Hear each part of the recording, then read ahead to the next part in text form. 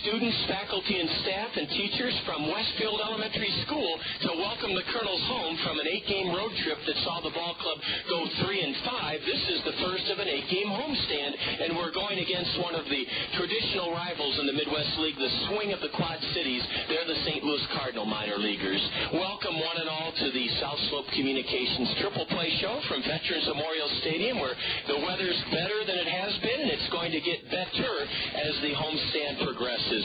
Brooks at bat, legendary Hall of Famer sportscaster Bob Brooks has joined us for the South Slope Communications Triple Play Show. And Bob, why don't we start off by what's most recent and what's the big topic in the Midwest League, and that is the once-in-a-professional career performance of Jordan Renz last night with his 10 RBIs to tie a Midwest League record, a 2-run double, 2 2-run homers, and a grand slam. It's a sweet and sad story, Bob. The sweetness is Renz will never forget it. The only clunker to the whole thing is the Kernels lost the game. That's has to be one of your most unbelievable nights as a broadcaster of the Cedar Rapids Kernels, because you don't see that very often. That is extremely unusual, number one, for the individual performance of Renz, and number two, to lose the game. But when you make 5 errors, why, that contributes to it. For Renz, though, I'm happy for him.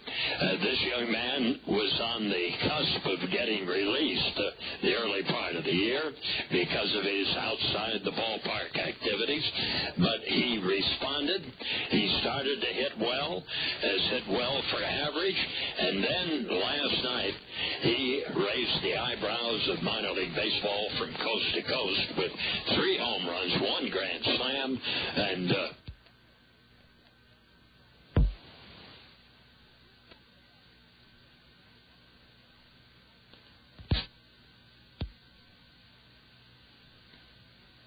And Todd Brummelkamp did try to answer that question. It is an all-time Cedar Rapids record.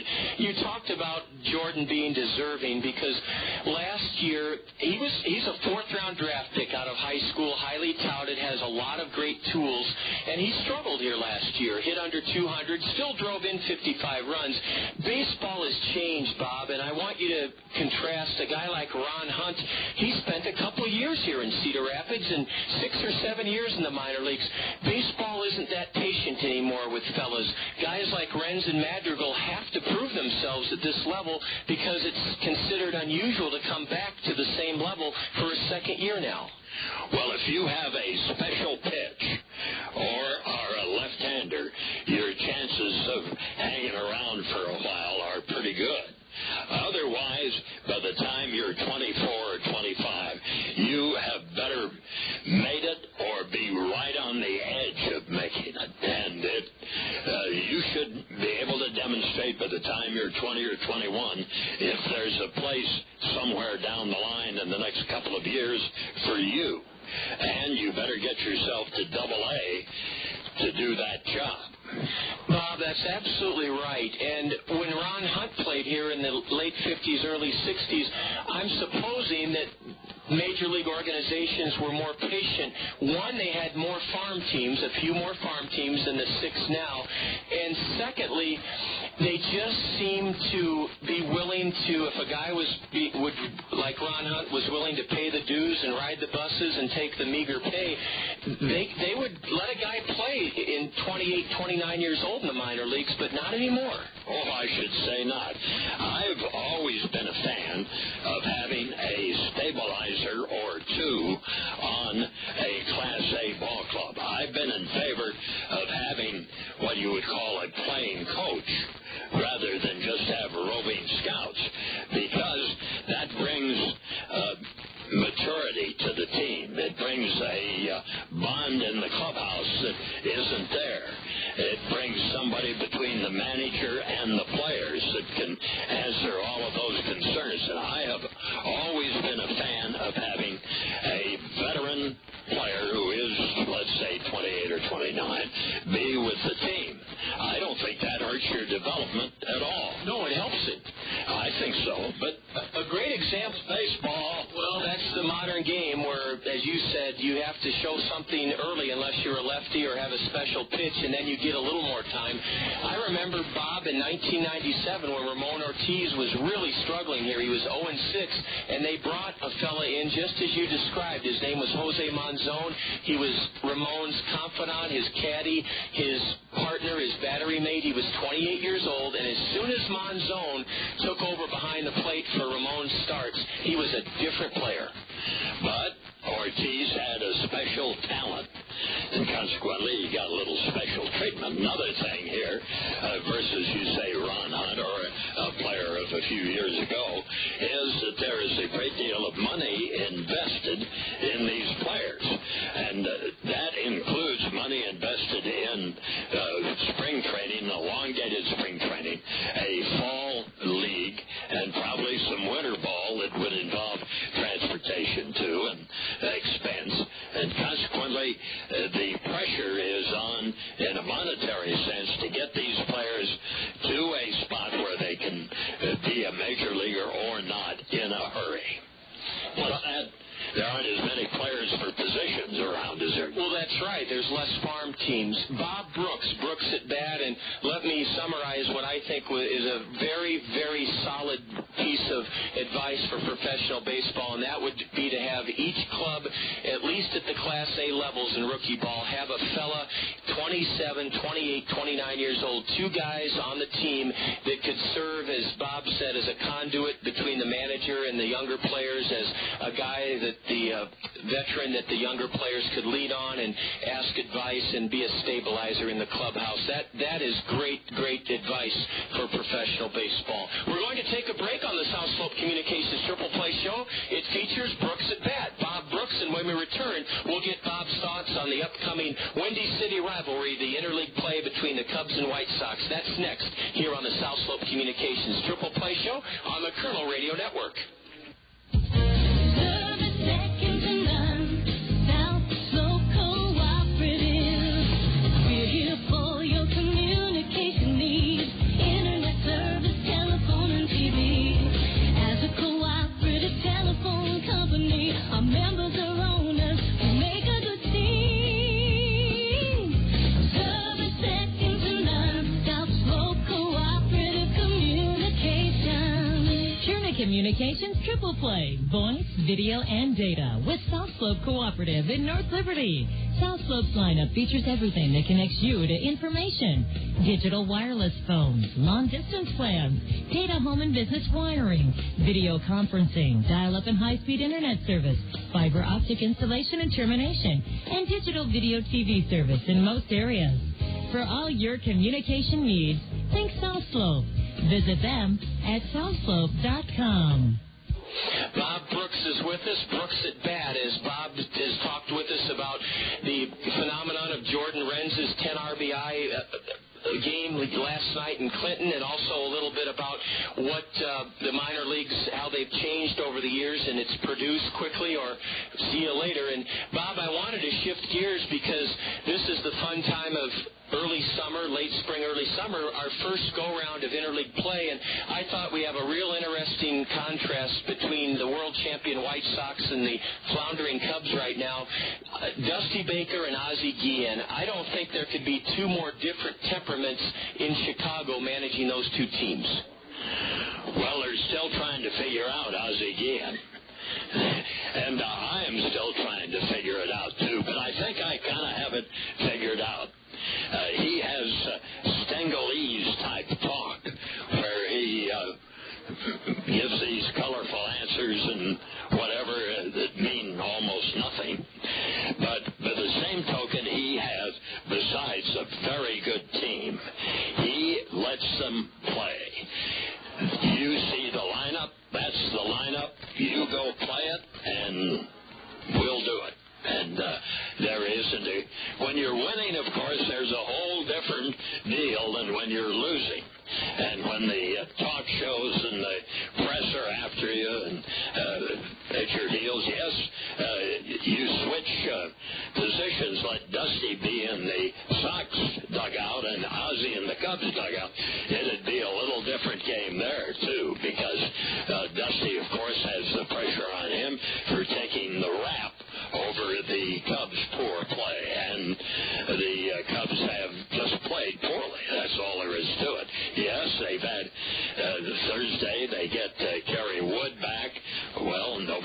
if he'll be effective or not. Wait and see.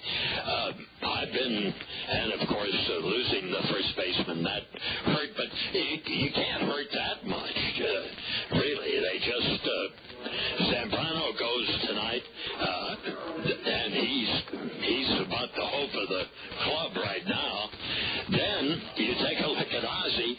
He is in such a position that tonight in Tampa, he pitches McCarthy, a young man who has done very well, but not one of the top five.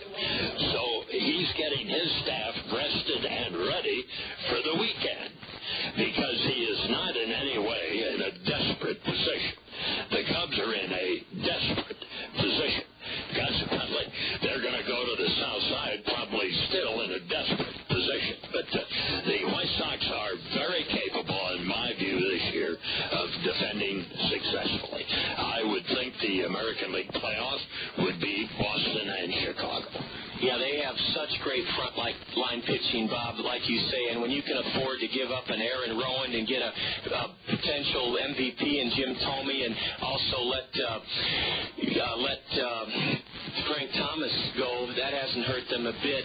A final thought, Bob, on Ozzie Guillen. He seems to wear his heart on his sleeve, and he does feed the media with a lot of colorful quotes and just talks to them like he'll reveal anything to them. He's so honest, and it just, to me, even when the White Sox were slumping the last 3 weeks last year and almost blew that big lead to Cleveland, Ozzie was critical of his players and saying, we're not getting it done and we're playing sloppy. And Ozzie Guillen, I think, is good for the game. Oh, yes, he's certainly good for the game, and you get a colorful character. The Chicago press can make him more colorful.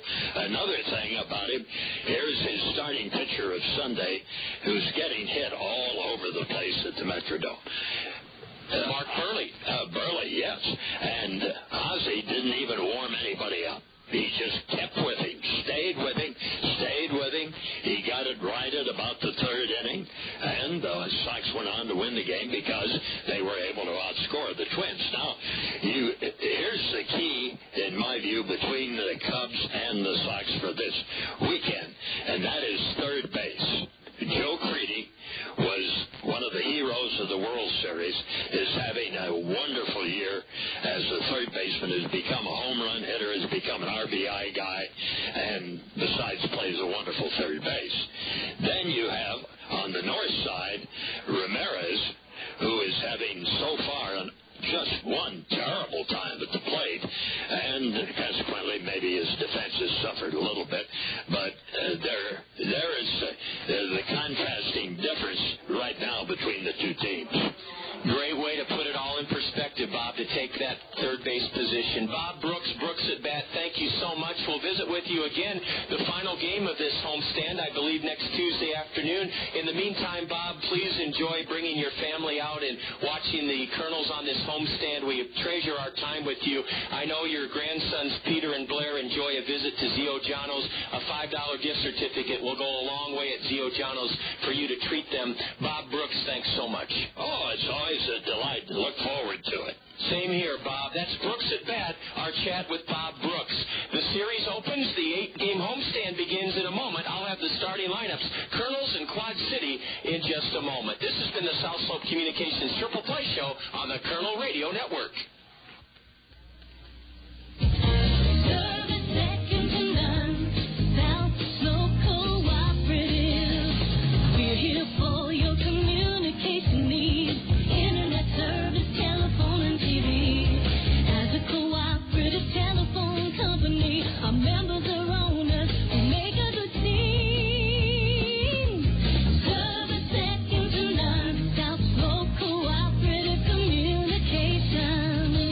Communications Triple Play, voice, video, and data with South Slope Cooperative in North Liberty. South Slope's lineup features everything that connects you to information. Digital wireless phones, long-distance plans, data home and business wiring, video conferencing, dial-up and high-speed internet service, fiber optic installation and termination, and digital video TV service in most areas. For all your communication needs, think South Slope. Visit them at southslope.com. Good evening, everyone. It's Tuesday night, and the Kernels are opening an 8-game homestand with the first of 4 against the St. Louis Cardinal minor leaguers, the Swing of the Quad Cities. I'm John Rogers. Sure hoped you enjoyed our visit with Hall of Fame sportscaster Bob Brooks on the South Slope Communications Triple Play Show. Brooks at bat. The Kernels are scheduled to start this game in 7 minutes, but the scheduled start time has been moved back due to an impending shower that may hit the ballpark right at game time, 6:30. Jack Rader, the Kernel general manager, made a very wise decision by telling both skippers, Keith Mitchell of the visiting Swing and our own Bobby Magallanes, to hold off on getting their starting pitchers warmed up until we know around 6:30 whether we'll be doused with a rain shower and storm or whether we'll avoid that. It's a very iffy situation, so better to err on the side of caution than to assume that you're going to escape a thunderstorm. That'll give us just a little bit of extra time to set the scene for the Kernel return home after an 8-game road trip that saw the Kernels split 4 in Dayton and then drop 3 of 4 to the Clinton Lumber Kings, including that crazy game last night, 18-14 Clinton, the game in which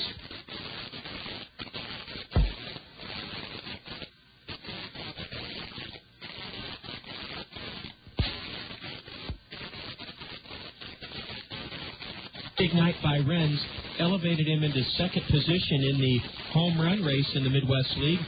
Jordan has belted 9. The league leader is batting cleanup this evening for the Swing, Randy Roth, with 11. Renz's 10 RBIs also vaulted into the league in RBIs. He now has 35 runs driven in, and Jordan Renz certainly deserves all the media accolades and the public praise that he's received from his marvelous performance, his once-in-a-professional career effort and performance last night in Clinton. Well, some of the crowd from Westdale Elementary School, it's their night to shine here at Veterans Memorial Stadium. Some of them are heading for the cover of the concourse, and a light shower is expected just about at game time, 6:30. So, as I said, we'll hold off on giving you the Allen Motor Company Kernel starting lineups until just a little bit later this evening and tell you about what you can expect in the way of fun here on the homestand. First of all, though, let's set where the Kernels are in the standings following the 3-5 road trip. 18-20 is the Kernel overall record, and that puts the Kernels in sole possession of 4th place in the 8-team Western Division first half standings. Peoria leads the West with a 20-16 record. Kane County is 3 above 500. They're 20-17, 1 half game back of the Chiefs. Then Beloit is at 500. They're 18-18. The Snappers are in 3rd place, 2 games out of first, and a game ahead of the Kernels. Our record of 18-20 puts us 3 lengths back of Peoria in 4th place. And then Wisconsin and the Swing of the Quad Cities are next. Wisconsin is a game and a half back of the Kernels at 16-21. This ball club, the Swing of the Quad Cities, are 15-20. Now, they've played 4 fewer games than the Kernels, or check that, 3 fewer. The Kernels have played 38 games, and Quad City has played just 35 games due to a rash of rainouts during this bad weather stretch we've all been waiting to pass the last week. So the Swing have played 3 games less than the Kernels, and their record is 15-20. Lansing leads the Eastern Division. That's the ball club that swept us at Oldsmobile Park about 3.5 weeks ago. They're 23-13, 1 half game ahead of West Michigan. The Whitecaps check in at 22-13, and then everybody else is above 500 in the East with the exception of South Bend, Fort Wayne, Southwest Michigan, Dayton, all above 500. The Kernel West, the Western Division in which the Kernels compete, has just 2 teams above the 500 mark, but the Eastern Division, 5 of their 6 teams are above the 500 mark. John Rogers here at Veterans Memorial Stadium. The grounds crew has peeled off part of the maroon and white tarp cover that the Cedar Rapids and Iowa City Building and Trades Association proudly advertises on. It says, "This stadium built with union labor And Jack and the grounds crew, Jack Rader, the general manager, and the Colonel grounds crew are ready, if needed, to pull the tarp on as a cell is to hit Veterans Memorial Stadium, a thunderstorm cell, in about 2 minutes. Well, I told you we'd take a look at what's coming up on this homestand, and again, before we do that, we want to thank PRC. PRC, the former Access Direct here in Cedar Rapids, has stepped to the plate in a very caring and meaningful way throughout this season. For every Colonel home run swatted, $25 will be donated from PRC's Community Care in their Home Runs for the Hungry campaign to the Haycap Food Reservoir. The Haycap Food Reservoir is the primary food supplier to those in need of food and those that are hungry in our community. And thanks to Jordan Renz's 3 home runs last night in Clinton, the Colonel home run total is up to 25. The Colonels have hit 25 home runs this season, and that means PRC's Community Care has already donated $625 to the Haycap Food Reservoir in their Home Runs for the Hungry campaign. And we thank PRC, the former Access Direct, for their wonderful generosity in helping reduce hunger in our community through their Home Runs for the Hungry campaign. This evening, Westfield school kids are here along with their parents and teachers at Westfield Elementary. It's great to have them with us. It's cloudy and it's really cooled off the last 15 minutes. It's gone from 69 degrees to 63 degrees as this front has moved in, and it looks like now that the grounds crew has put the tarp cover for the time being back on the tarp, and we may just avoid, you can see beyond the right center field wall and 5-story high scoreboard, you can see that part of northeast and southeast Cedar Rapids are incurring showers, but we're not here at the ballpark, thankfully, right now. So it looks like we may have escaped. The wind is blowing at a brisk rate from the left field foul pole to the right field foul pole as the Kernels and swing start of this game has been delayed because of the possibility of a heavy thunderstorm and shower. We'll play here tomorrow night in Game 2 of the 8-game homestand, and it's a Fairfax State Savings Bank Money Wednesday. And that means the first 750 of you Colonel fans will receive an envelope starting at 5:30 when the gates open. You'll receive an envelope with cash in it from Fairfax State Savings Bank, up to $100. There's no hitch, gimmick, or, well, what do I have to do? All you have to do to receive the envelope with money in it from Fairfax State Savings Bank is be among the first 750 fans here tomorrow. Gates open at 5:30. And then Thursday is a Buck-a-Cup Thursday. That means a 12-ounce beer or a 12-ounce soda or a slushie.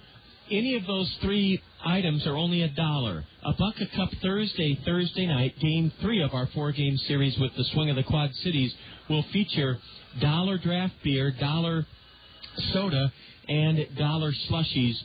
The beer is 12 ounces, the soda is 12 ounces, and the slushies are only $1 as well. The bottled soda and bottled water are only $2 here on Thursday night, a Buck-a-Cup Thursday. We'll wrap up the series with the St. Louis Cardinal minor leaguers with a 6:30 start on Friday night.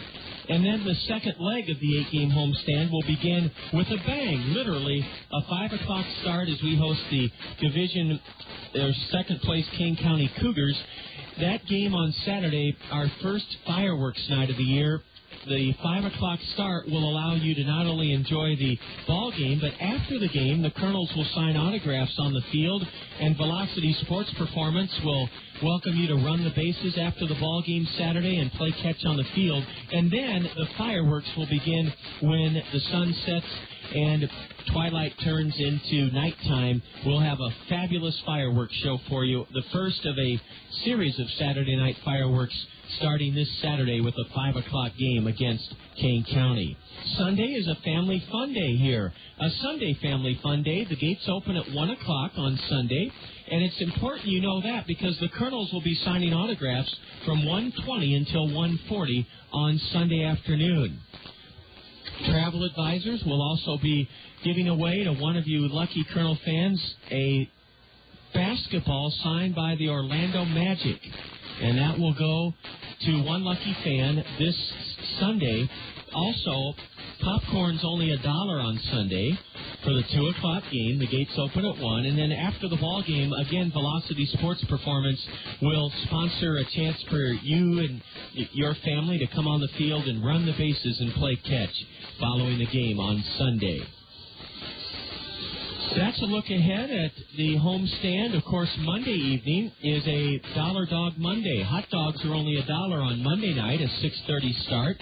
And then we wrap up the 8-game homestand with a noon start on Tuesday the 23rd, a noon start at home against Kane County. The day off means fun. The Kernels invite you to participate in the annual Golf with the Kernels outing. Kernel players and coaches will be on hand at Wildcat Golf Course in Shellsburg at noon. You can be too. The Golf with the Kernels outing is Wednesday, May 24th at noon at Wildcat Golf Course in Shellsburg. The entry fee, $75 per golfer or $240 per foursome. That includes 18 holes of golf at Wildcat, a golf cart, a catered meal after the event from Carlos O'Kelly's, and prizes. You can sign up as a foursome or as an individual by calling Jessica Ferguson of the Kernels at 896-7608. 896-7608 is the number to call to be a part of the fun, the annual Golf with the Kernels, Kernel Foundation Golf Outing. The start of this game is being delayed. The skies have darkened quite a bit, but as Jack Rader told us before the game, he didn't expect the game to be delayed by more than 15 minutes to 1/2 hour because of a threat of rain. The tarp has not been put on the field. A very light rain is falling, and that's actually good for the infield at this point. Jack is standing down the left field line with a walkie-talkie in his hand, and by his side is the Kernel grounds crew headed by Jesse Rader. Jesse earned Midwest League Groundskeeper of the Year award last year for his terrific work here on our field, and the field's in great shape after it really took a beating when we were out of town on the 8-game road trip to Dayton and Clinton. The Iowa Conference Tournament was held here, and the conditions were just miserable. It was rainy, cold, and windy, yet they played quite a few games, and I thought the field would have all the adverse weather coupled with the heavy use would have taken an adverse toll on the field, but it looks great as Jesse Rader's crew has mowed it in a vertical pattern, a light stripe, a dark stripe, a light stripe, a dark stripe.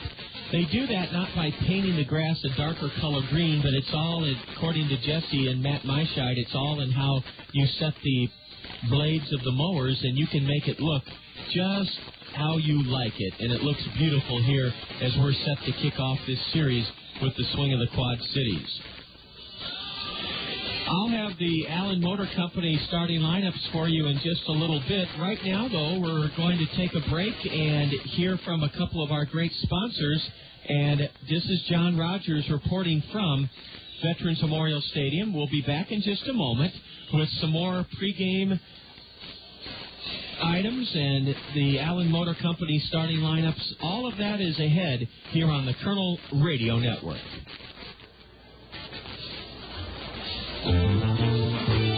Cedar Rapids' oldest wholesale greenhouse is also Cedar Rapids' full-service landscaping and lawn care center. Cedar Rapids Greenhouses has been serving Eastern Iowans for 50 years at the corner of Johnson Avenue and Edgewood Road behind Guppy's on the Go. Cedar Rapids Greenhouses has a full line of trees and shrubs like magnolias, maples, and lilacs. And for a limited time, buy any potted tree and Cedar Rapids Greenhouses will deliver and plant it free. If you're searching for the right beautification project, let the trained landscape designers at Cedar Rapids Greenhouses help you create a unique plan for your home. From retaining walls to ponds, waterfalls, and fountains, they'll work within your budget and taste, and they do free estimates. Lawn care featuring mowing, fertilization, seeding, sodding, aeration, dethatching, maintenance, and cleanup are all done with care and precision. For the highest quality and low prices, see the difference at Cedar Rapids Greenhouses, Eastern Iowa's full-service landscapers at the corner of Johnson Avenue and Edgewood Road.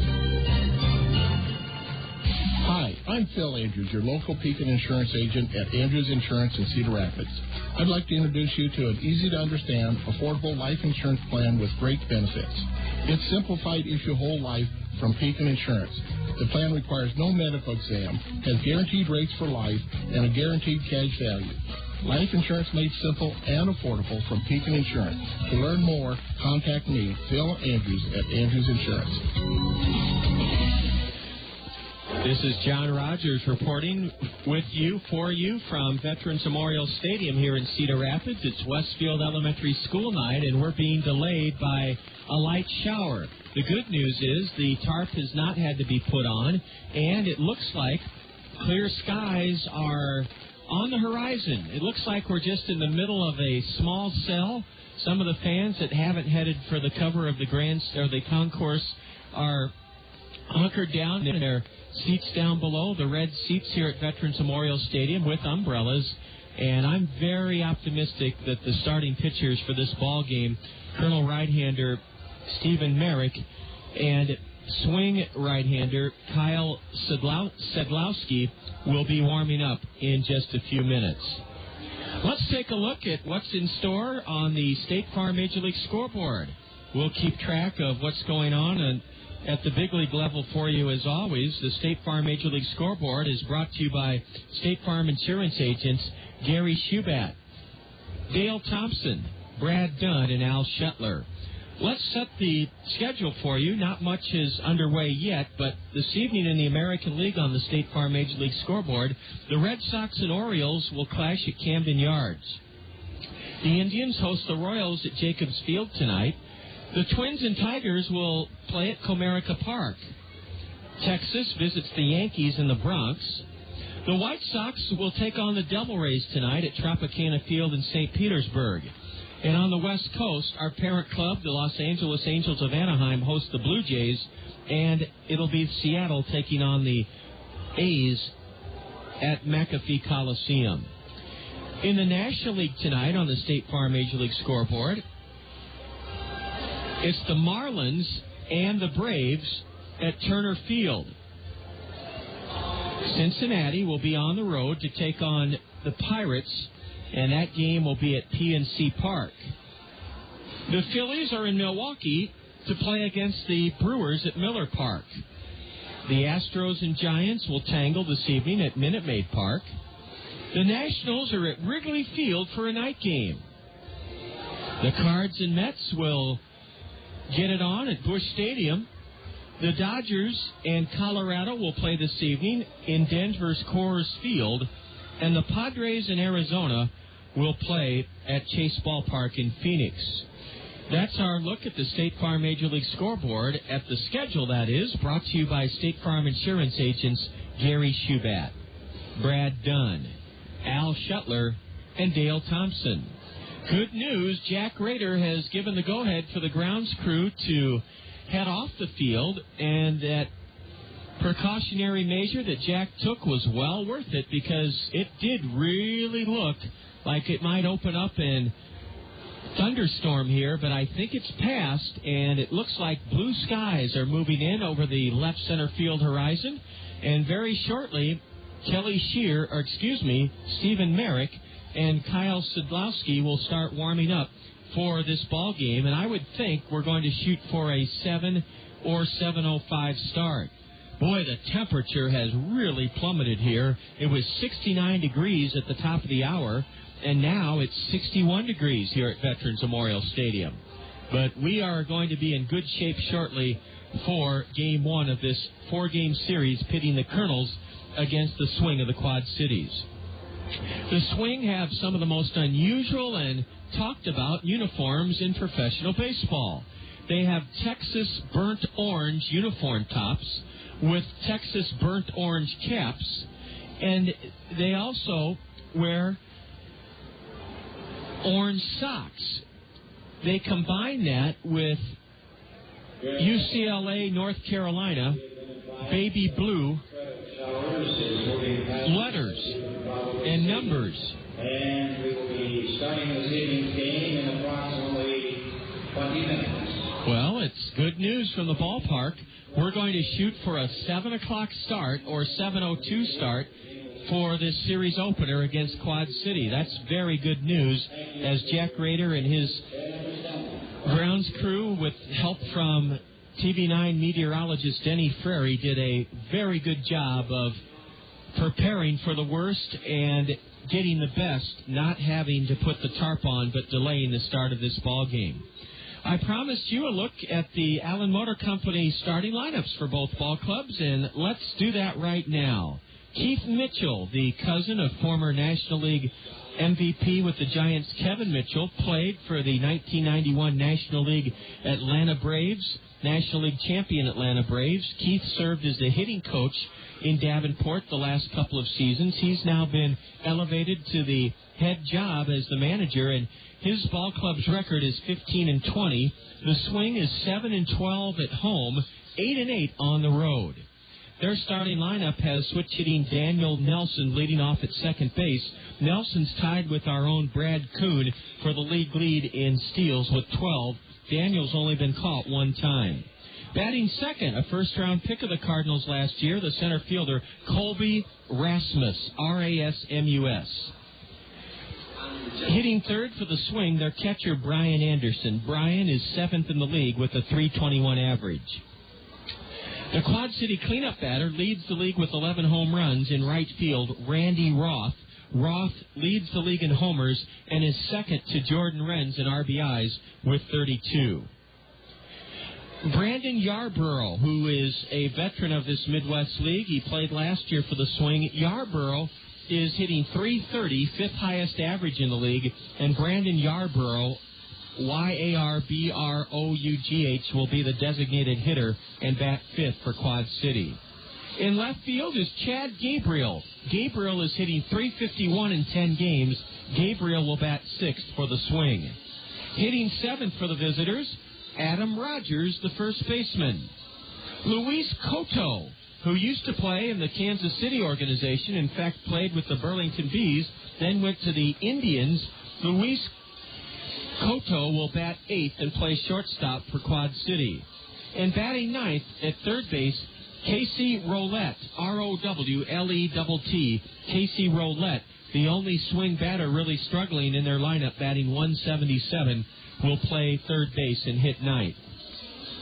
On the hill for Quad City with a 2-0 record is 6'3", 21-year-old right-hander Kyle Sadlowski, S-A-D-L-O-W-S-K-I. Kyle Sadlowski, 2-0, making his fifth start, a 2.36 ERA.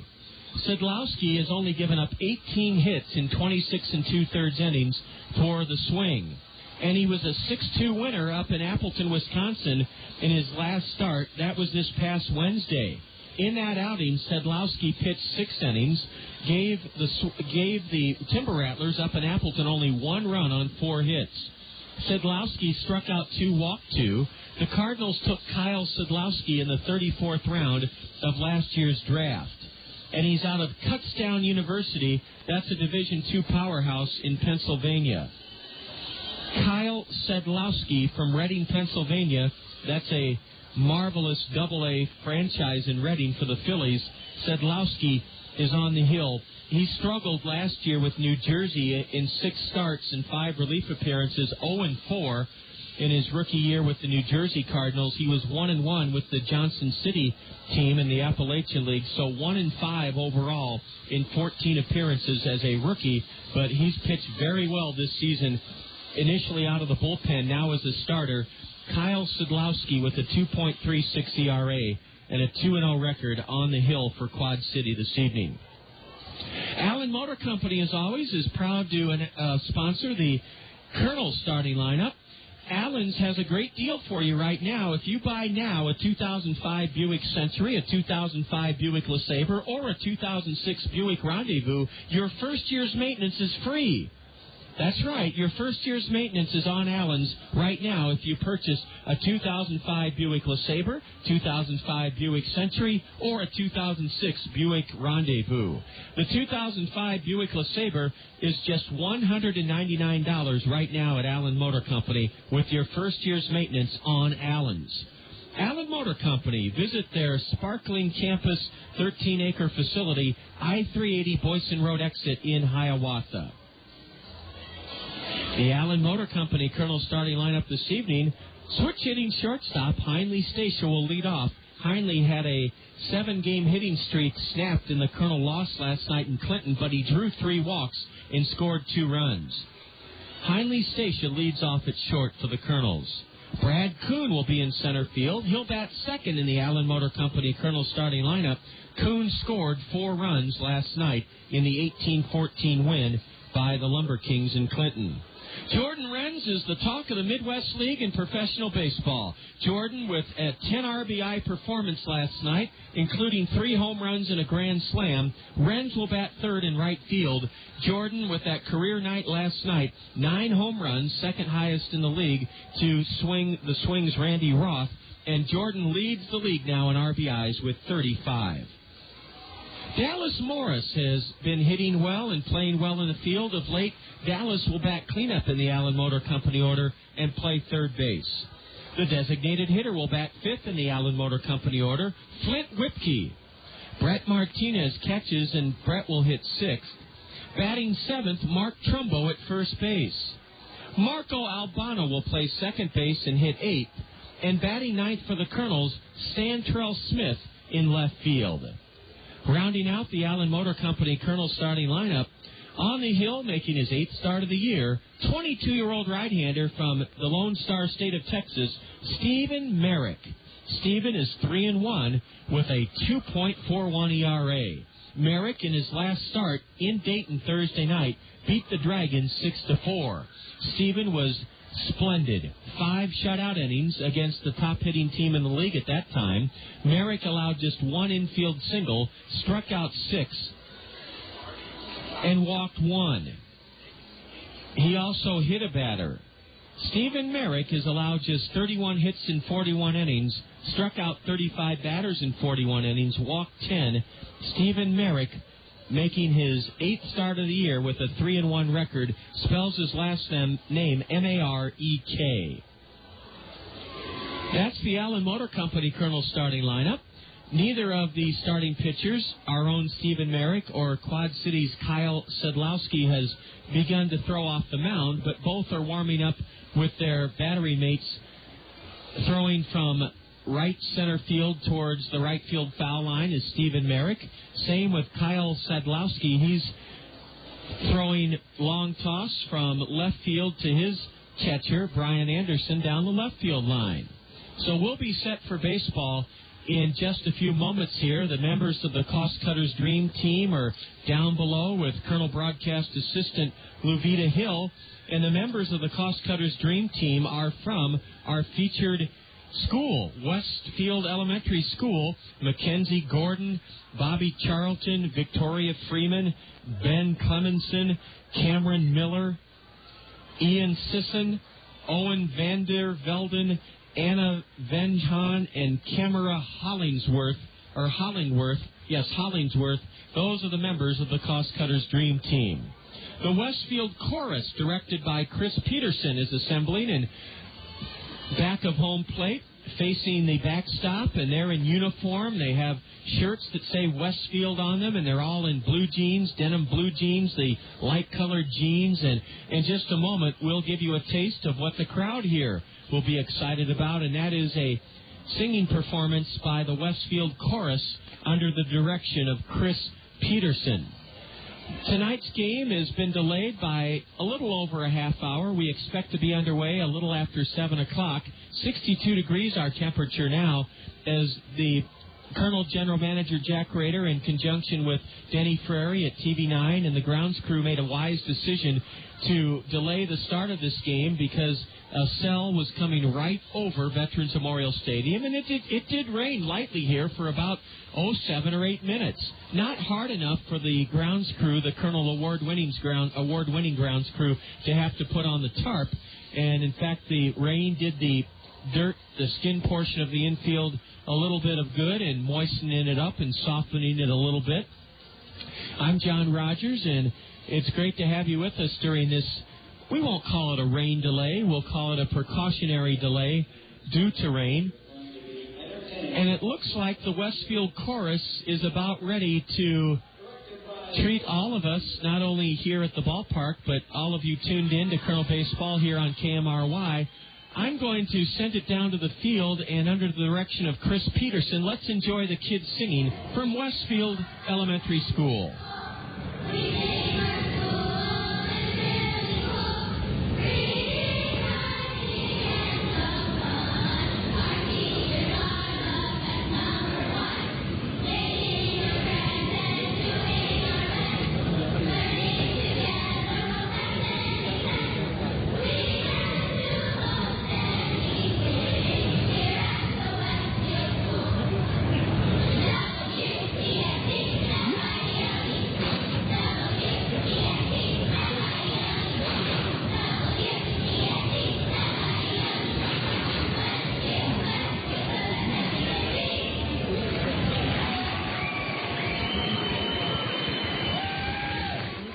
You can hear the fabulous excitement in the voices of the kids from Westfield Elementary School. They're under the direction of Chris Peterson and Jack Rader. I have to marvel, Colonel General Manager Jack Rader, I have to marvel at the precaution that you took under the advice of TV9's Denny Frary and your grounds crew headed by son Jesse, his award-winning grounds crew.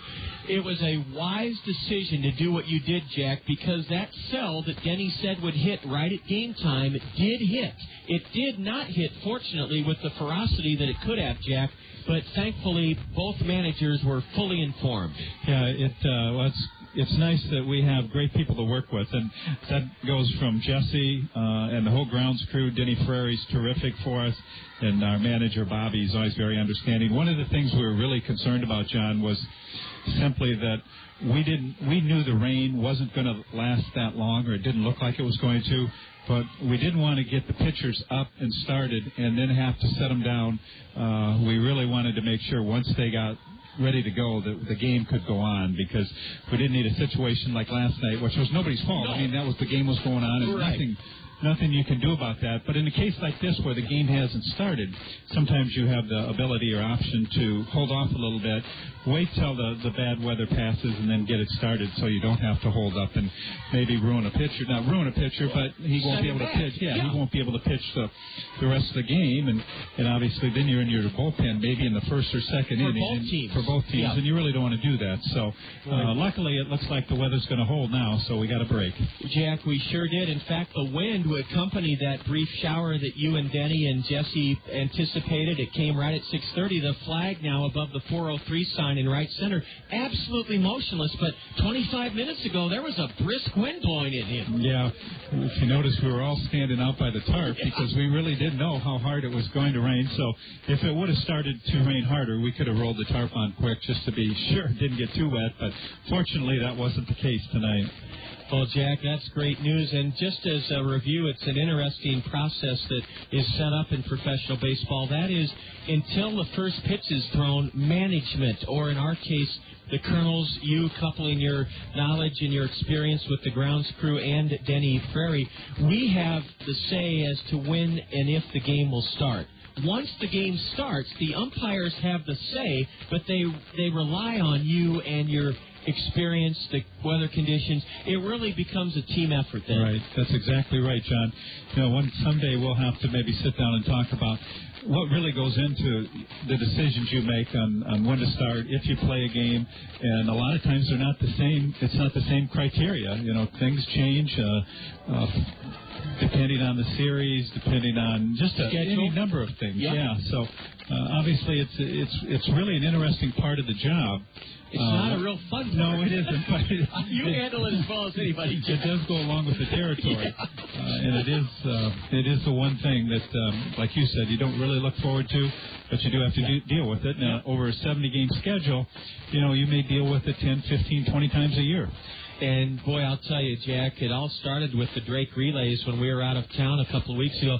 We haven't had cold weather, but we've had lousy, as Pat Peckish-Hines put it in her recent PEX commercial, it's been hard on gardeners who want to get their spring planting started because the weather's been very unpredictable. hard on everybody because, like you said, at least here, now I know the people in Massachusetts certainly wouldn't say this, but we haven't had all that much rain. It's just that it's been light rain on and off, windy, and temperatures in the upper 40s and lower 50s, and that's not conducive, to what we want to do in playing baseball. And fortunately for us, we were on the road for a good part of that, so we had other things going on at the stadium, which didn't make it very much fun. But from the Kernels standpoint, we were fortunate that most of that bad weather we were on the road for. So, well, Jack, that's now it's all coming just as it's all beautifully choreographed and staged and planned for. From the moment we come in early in the morning, there's the Cost Cutters Dream Team in their positions where they should be on the diamond, and the Kernels will take the field in just a little bit. Stephen Merrick and right-hander Kyle Sadlowski are warming up for the two ball clubs, and we have a very good crowd on the end here. A couple of groups at Luvita Hill will welcome during the broadcast a little later, and I understand that you may have run into Tommy Mendoza, Kernel starting pitcher. His father may be here? Yeah, I think he's going to be able to make it up here later in the broadcast. Boy, that'd be wonderful. Yeah, it's Jack. terrific. That's one of the nice things, really, about minor league baseball is to see all the family members that come into Cedar Rapids during the course of the year and can get a chance to see the ball players and enjoy the area. This afternoon, as a matter of fact, you brought two ball players into my office that were looking for to rent a car. I didn't know that. Trumbo they have members, they have family members that are going to be coming in, so that's really neat, and it's great for the guys because you have to remember that it's a long season for them. They head down to spring training in March, and you really don't get home again until sometime in September. So I'm sure they're just tickled pink when mom, dad, girlfriend, whatever the case, brothers, sisters get a chance to come in and visit with them, and I'm sure that picks up their spirits and helps to make the summer a better one. Well, Nick Adenhart, when he pitched and won his fifth of the year, he's 6-0 in Dayton. He had 15 family members there, Jack, and he said, I was both nervous and exhilarated, just like you said. Jack, out of curiosity, is Tommy Mendoza's father as youthful looking as Tommy is? I have not seen him yet, Sean. I got a message that he was here and would like to come up. Well, so I'd love to. After I get done with you, I'll run down there and have a chance to visit with him, and hopefully, like I said, we'll be able to get him up here to visit with you a little bit later tonight. That'd be wonderful. Jack, I know you have a lot of other details to tend to now that the players have taken the field. The umpires are taking the lineup cards in. And Jack, thanks for stopping by. This has really been a testament to you this whole first 6 weeks of the season, you, the grounds crew, and everybody who supports all of us to not have a rain out. This has just been great. So far, so good, John. We'll keep our fingers crossed. You bet. I don't see anything stopping us. Jack Rader, Kernel General Manager, thank you so much. And Jack, whenever Tommy Mendoza's father thinks he has a few minutes, we'd love to meet him. And if he'd like to join us on the air, fine. If not, that's fine too. Sounds good, John. Let's get a win. You bet, Jack. Let's get a win. Jack Rader, Kernel General Manager, thank you so much. Mr. Shucks is getting the kids from Westfield Elementary revved up. They'll be singing the national anthem in just a moment. The umpires have taken in the lineup cards, and as always, the umpires are sponsored by Anderson and Brown Eye Care. I saw Dr. Todd Brown down below just moments ago. I bet he enjoyed seeing his promotion, the Anderson and Brown Eye Care You Make the Call, that was flashed up on the board as part of our pregame entertainment. Anderson and Brown Eye Care is a full-service, comprehensive eye care center, easy in, easy out on Boyson Road in Hiawatha. They have evening and Saturday hours. The entire facility on Boyson Road in Hiawatha is wheelchair accessible. Anderson and Brown Eye Care sponsors our umpires. Things are coming into focus at Anderson and Brown Eye Care. Well, Jack Rader had public address announcer Dale Broad announce about 6:42 that game time would be a little after 7. It's just past the top of the hour, and the Kernels are being introduced individually as they take the field. A 9-6 record for the Kernels at home this season, 18-20 overall, and the start of a lot of fun, an 8-game homestand here tonight.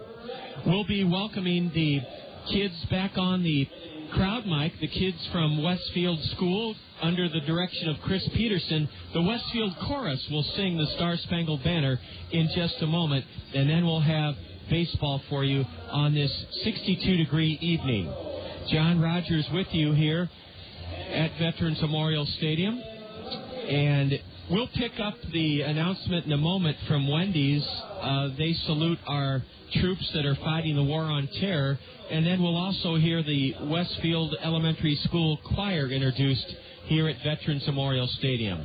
The Swing of the Quad Cities come out of their third base dugout in their burnt orange jerseys with North Carolina baby blue numbers and burnt orange socks. The Kernels are in the white home uniforms with navy blue caps and red bills. Here's the welcome from Wendy's. As a proud supporter of our troop station here abroad, Wendy's is pleased to present our national anthem. And now, ladies and gentlemen, to honor America, please join in the singing of our national anthem, being performed this evening by the Westfield Elementary Chorus, directed by Chris Peterson.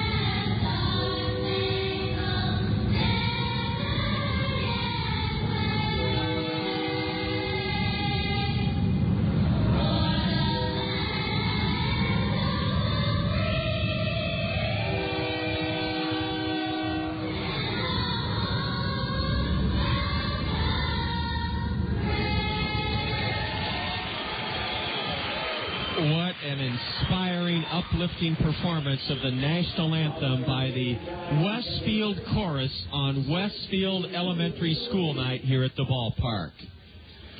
This is Colonel Baseball on 1450 KMRY Cedar Rapids. The Kernels ready to open up an 8-game homestand with the first of 4 against the Swing of the Quad Cities. We'll have tonight's action for you in just a moment here on the Kernel Radio Network. Get ready for summer and beat high gas prices with a pre-owned vehicle from Randy Keel Honda. Their inventory is jam-packed with fuel-efficient vehicles designed to save you money. Get an economical sedan for your daily commute, or indulge your sporty side with a high-performance coupe. Randy Keel Honda carries a large selection of Honda certified pre-owned vehicles, backed by a 12-month, 12,000-mile comprehensive warranty and 7-year, 100,000-mile powertrain warranty. Need to haul the entire family? For a limited time, you can get special financing on Honda certified pre-owned Odyssey. Whatever your driving needs, Randy Keel Honda has the vehicle for you. Visit Randy Keel Honda on Centerpoint Road Northeast or online at randykeel.com. Randy Keel Honda, where they treat you right. Hy-Vee, the most respected and recognized brand name in our entire great state. Your Cedar Rapids and Marion Hy-Vees value the vital role professional baseball plays in our community's fabric. Our treasured tradition of affordable, wholesome entertainment that brings families, friends, work colleagues, and customers together for lifelong memories. Your Cedar Rapids and Marion Hy-Vees are proud to support the best thing going in eastern Iowa, the wonder of Kernels baseball.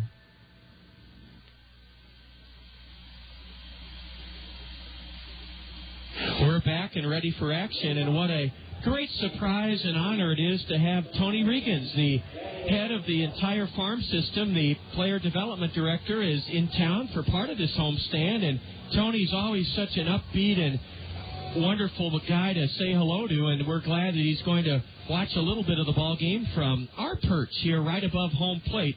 The Kernels and the swing of the Quad Cities. 61 degrees, our game time temperature, and the first pitch from Stephen Merrick will unfurl at 7:07. Switch hitting second baseman speedster Daniel Nelson corks the first pitch up the middle. There's Heinle Stacia throwing almost wide of the mark, pulling Mark Trumbo towards the home plate side of the plate, but Mark is big enough to reach out and snare that throw. Daniel Nelson, a speedster, stepped into the first pitch from 22-year-old Colonel right-hander Stephen Merrick and wraps out to short. Well, that's a good start to the 8-game homestand. 1 pitch, 1 out, as Stephen Merrick retires the switch hitter Daniel Nelson. Now here's Colby Rasmus taking a strike on the outside corner. Rasmus was the Redbird first-round pick last year. He's 19 years old, from Alabama, and he's a left-handed hitter. Stephen fires low and away for a ball. Dallas Morris is right on the edge of the dirt and grass at third, about 10 feet off the line, guarding against a possible bunt by Colby Rasmus, R-A-S-M-U-S. And now Colby fouls one off the facade of the third base grandstand roof, and it trickles all the way down onto the diamond, where Colonel Batboy John retrieves it. John was with us in Clinton last night for that memorable performance by Jordan Renz and the 18-14 Lumber King win. Here's a line drive smacked right over Stephen Merrick's head into center. Colby Rasmus on a 1-2 pitch has singled into center. 1 on, 1 out here in the top of the first inning. Colby Rasmus is a running threat. He has 9 steals in 13 tries. We could have a lot of exciting base running in this series. The Kernels lead the league in steals. The Swing, they're second in the league in steals. Here's left-handed hitting Bryan Anderson. He's only 19 years old, and he was committed to go to the University of Arizona before the Cardinals plucked him in the 4th round of last year's draft. A throw to first, and Colby Rasmus returns safely. Left-handed hitting Bryan Anderson waits, and another throw to first by Stephen Merrick. Back safely is the base runner Rasmus. The Colonel outfield has Stantrell Smith in left, Brad Kuhn in center, Jordan Renz in right. Dallas Morris is playing way off the line at third. There's another throw to first, and diving back hand first is Rasmus.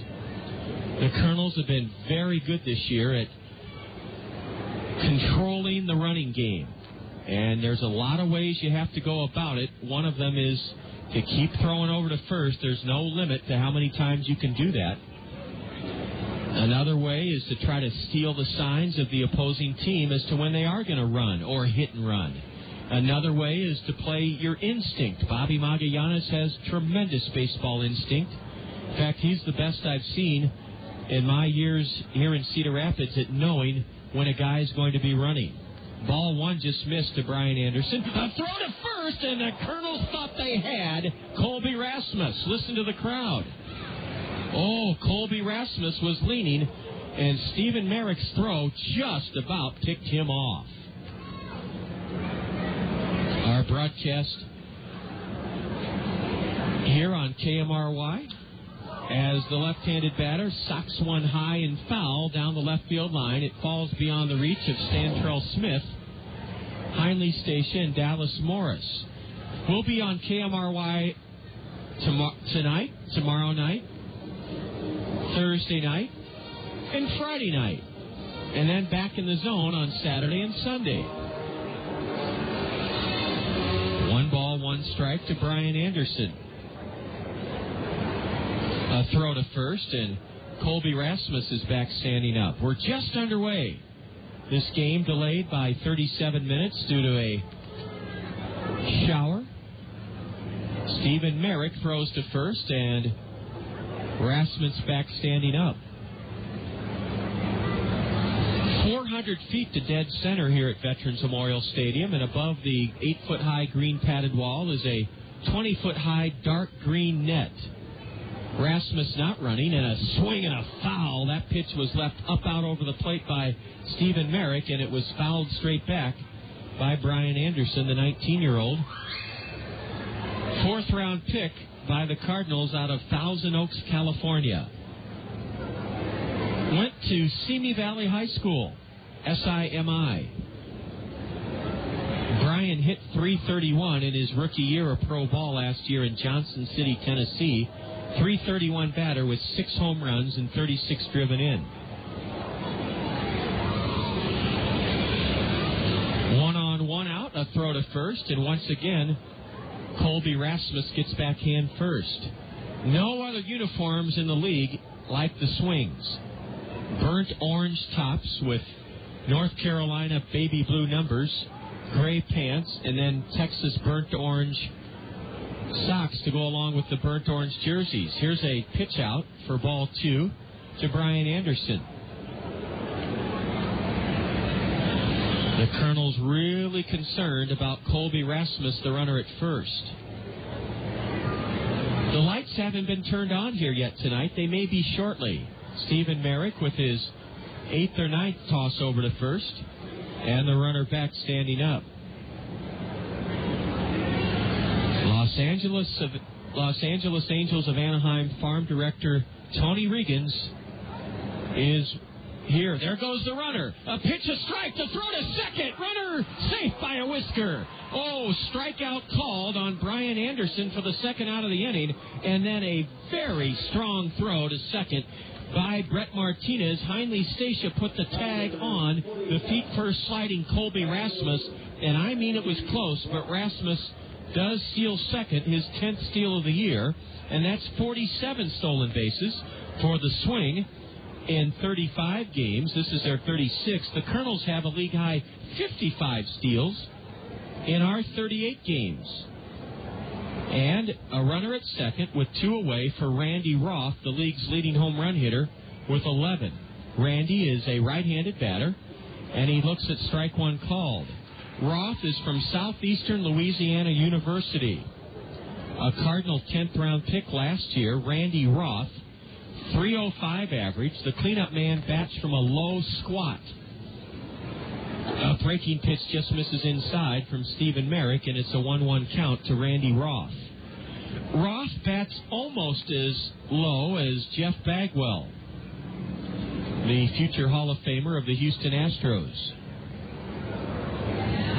The 1-1 with a runner at second. Swing and a miss. Randy Roth took the air out of the stadium with that swing. It looks like Jack Rader has found Tommy Mendoza's parents 3 rows behind home plate.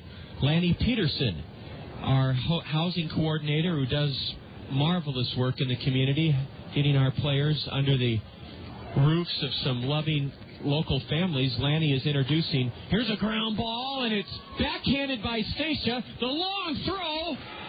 Out at first. Phenomenal play that should be on SportsCenter tonight by Heinle Stacia. Of course, it can't be, and I'll tell you what, the swinger all over the base umpire. Keith Mitchell is barking at the base umpire between first and second. So is former Boston Red Sox third baseman Steve Dillard, the first base coach. What a play by Heinle Stacia. I was about to say, oh no, Heinle, put it in your pocket. Don't try to throw that batter out. Heinle knew better about Randy Roth's lack of running speed than I did. Heinle backhanded that ground ball. First of all, he took a base hit away from Randy Roth. Took a run away from the swing. Then he uncorked a one-hop peg that Mark Trumbo dug out, and I didn't think the Kernels had a prayer, a hope to get Randy Roth. But thanks to the marvelous play by Stacia, the best play turned in by the Colonel slick-fielding shortstop this spring, no runs for the Swing in the first. 1 hit, a stolen base. There were no Colonel errors, and 1 stranded by Quad City. After 1/2 inning, Quad City nothing, the Colonels coming to bat. You're enjoying Colonel Baseball on the Colonel Radio Network. Smelly cat, smelly cat. Playing, Nigel. I was just trading places with Phoebe from Friends. She's so funny. She's wicked. Cool. You know, Sierra Mist and TBS have their Trade Places with the Funniest Faces sweepstakes, where you can really trade places with your favorite characters and win the ultimate sitcom getaway. Yeah, just go to TBS.com to enter. You can win the Friends Ross and Rachel honeymoon trip to Vegas. There's also a trip to see where the Seinfeld gang hung out in New York City, or an Everybody Loves Raymond trip to a golf resort in California. The Trade Places with the Funniest Faces sweepstakes. Just watch Friends on TBS and enter at TBS.com. Brought to you by Sierra Mist. It's that refreshing. No purchase necessary. Internet access required. Subject to official rules at TBS.com. Open to legal residents of the continental U.S. 18 or older. Void where prohibited. Ends 5/16/06.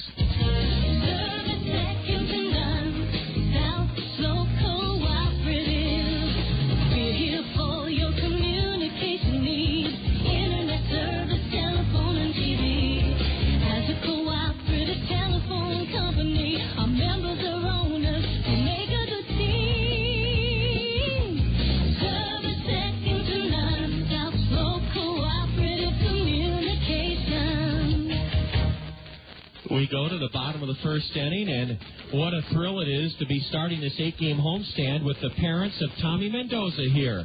Nelson Mendoza's here from Miami, or Hialeah. We'll have him explain in a moment where Hialeah, Florida is. I know it's near Miami, and Tommy's mom is here as well. Heinley Stacia, who made that sensational play to end the swing first, has taken a strike from Kyle Sedlowski, and now fouls one down the left field line. Well, Nelson Mendoza, you are almost in the... There we go. Mr. Mendoza, thank you so much for wanting to meet Jack Rader, our general manager. Said, John, Tommy's parents are here. Welcome. We're glad to have you. Thank you. Here's the 0-2 to Heinley in the dirt. Well, did you surprise Tommy, Nelson, or did he know you and your wife were coming? No, I like to surprise, but I tell one of his teammates weeks ago, then he told him that I'll be here. Here's a ground ball to the right side, and Daniel Nelson, the second baseman, flips to first. Heinley Stacia has grounded out to second, one away here in the first inning. Well, Nelson Mendoza, Mr. Mendoza, this is a pleasure for us. I want to apologize, even though you and your wife have already been very courteous in thanking us for the broadcast. The interview we did with Tommy, your son, had to be, we didn't hear it because we had problems with some of the new equipment. The new equipment's great, but Tommy's interview couldn't air, and I'm sorry about that, but it was good for me because I learned a lot about your family. Ball one is low and away to Brad Kuhn. Kuhn is hitting .278. No homers, 11 RBIs, left-handed batter. Here's a bunt, and it's foul. Brad Kuhn pushed it foul outside at third. Brad was 2 for 2 last night. He walked twice, he scored 4 runs, and he drove in a pair. Well, Nelson, one thing I learned is that your family came from Cuba. Yes, correct.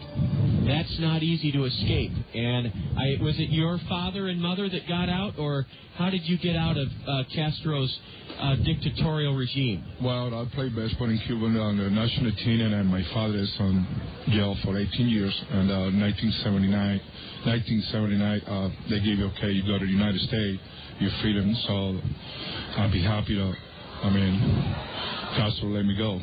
That's the good news. I didn't mean to cast aspersions on the longtime dictator, but I'm not a big fan of his.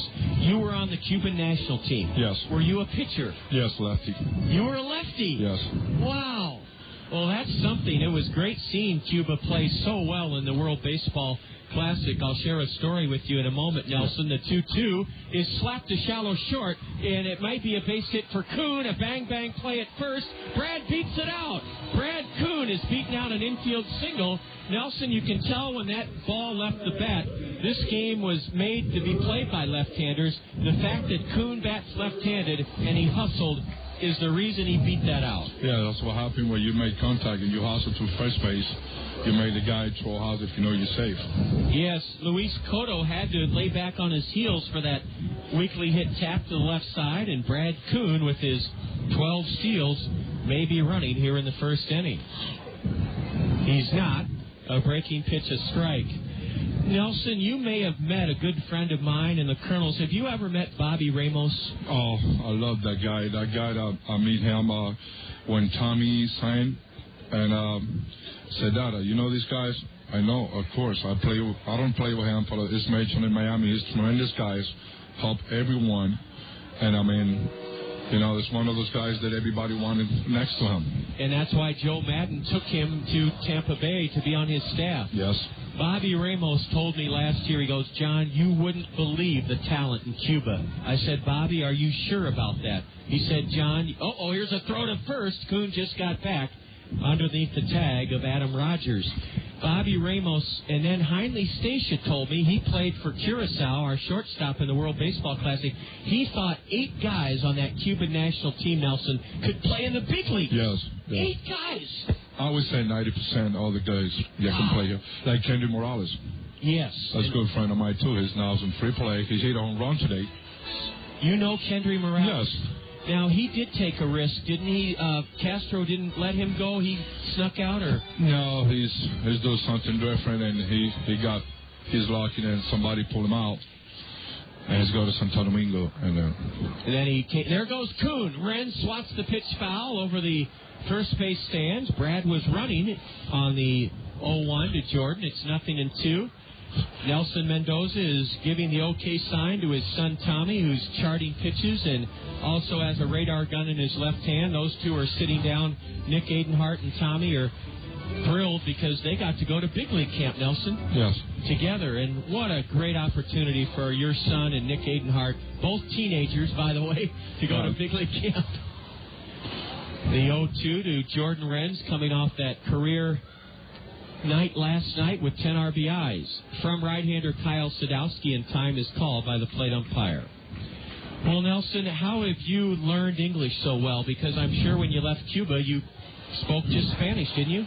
Well, I'll be honest with you. I don't go to school. I just learn it in the street and my job. And sometimes Tommy is laughing at me the way I speak English. Here's a pitch out, and Kuhn was not running. You speak very fluently, and I commend you for learning our language so well.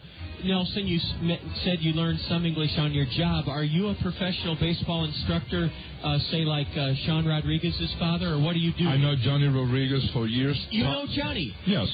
What another great guy. Yes. Most of the guys from Miami, I don't play, but all the songs like Tommy played with Johnny. Yep. His coach Tommy in the age of 9 to 10. I know Sean. He played against Tommy in high school with Braddock's Academy in Miami. Yes. The 1-2 to Jordan. Kuhn breaks and stops, and a breaking pitch gets Jordan swinging. 2 gone here in the first inning. No score. We're visiting with Nelson Mendoza, the father of Colonel starter Tommy Mendoza. And what is your career or your occupation, Nelson? I didn't mean to cut you off there. What do you do? Well, right now I'm working at Monsignor Pace High School in Manius when Tommy is graduated. So I'm coaching baseball. Right now the team is going to the state tournament for the first time in 10 years. Congratulations. And I say, sorry guys, I love you, but I need to see my son Tommy. And I'm sure they understood, Nelson. Oh, yes. Well, there goes Kuhn. A pitch outside. The throw by Bryan Anderson. Not in time. That's a head-first stolen base. Head-first sliding steal by Brad Kuhn. And the Kernels have, with Dallas Morris taking ball 1 low and away, have the same chance the Swing had in the top of this first inning. Quad City had a runner at second on a stolen base. Colby Rasmus. And Randy Roth had a hit taken away from him on a fabulous play deep in the hole by Heinle Stacia. Kuhn's steal is his 13th of the year. Dallas Morris, 1 for 5 last night, takes a breaking pitch of beauty. He didn't like the call by the plate umpire. Strike 1 to Dallas Morris. Well, Nelson, that's great news about Monsignor Pace High School. Now, is Hialeah, Florida, a suburb of Miami? Yes. Okay, and it's a nice area, isn't it? Yes, it's a nice area. I have a cousin that lives in Naples, Florida. That's down your way, only on the other side of the state, I think. Swing and a miss by Dallas Morris as he tried to go the other way. Tommy told us before our interview had to be postponed because of some technical problems a couple of weeks ago that he was a catcher in high school. Yeah, his career started in catching, and here's the 1-2 to Dallas Morris, right-handed hitter. And Sadowski steps off. His career started in catching, but his leg is too late. I mean, I said, Tommy, you got good bat, but I think your next level is going to be a pitcher. And I put all my efforts and all my donation, and he is mastered pitching very well for an 18-year-old. Here's a curve, and it's lofted into straightaway center where Colby Rasmus scoots over a few steps and one hands it to end the inning. Dallas Morris flies to center. No runs for the Kernels in the first. One hit, a stolen base. There were no Quad City errors, and the Kernels leave one man aboard. Well, Nelson, I want to also, before we let you go back and visit with Tommy, and what is your wife's first name? Angelina Lemos. She is a delightful mom, and I tell you what, one of my dreams is see Tommy on the Major League Speed Chinese to as college innings, and I said when I go to Cedar Rapids, I want to meet you. Well, Nelson, thank you. I mean, you give it to us. Like I can see Tommy, but we can listen the way you treat my son and Tommy for 18 from Hialeah. Yeah. That's something I'll be happy. You should be very happy and proud, and thank you for listening. I'm glad. One thing I love about Tommy is he goes all out. There's no halfway in Tommy Mendoza. You know, he goes all out every pitch. Yeah. Even when he throws to first base, Nelson, he throws over like he means business. Yes. And that's the way to play the game. That's how the Angels want the game played. Well, he loved that game, like I tell you. And I know he's young. He's got to learn a little bit. Oh, but, sure. That's why they're all here. That's right. Yeah. And I trust him. Yes.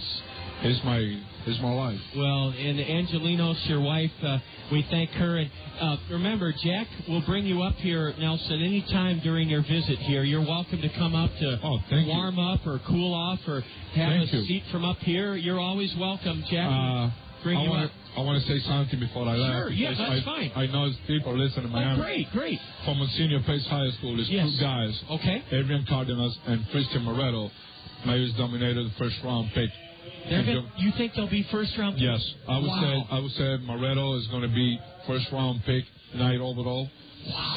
6'4", tremendous guy. And shortstop Adrian Cardenas is going to be a first-round pick, a sandwich pick. Well, that's tremendous. They're coming from your state qualifying high school program at Senior Pace. And I hope the Angels look at it. Oh, we do too. All right. Let's don't let Johnny Rodriguez get him with the Marlins. No. Okay. Hey, John. Nelson, it's my pleasure. Thank you very much. You're welcome anytime. You and Angelinos. Thank you. Tommy Mendoza's father, Nelson Mendoza.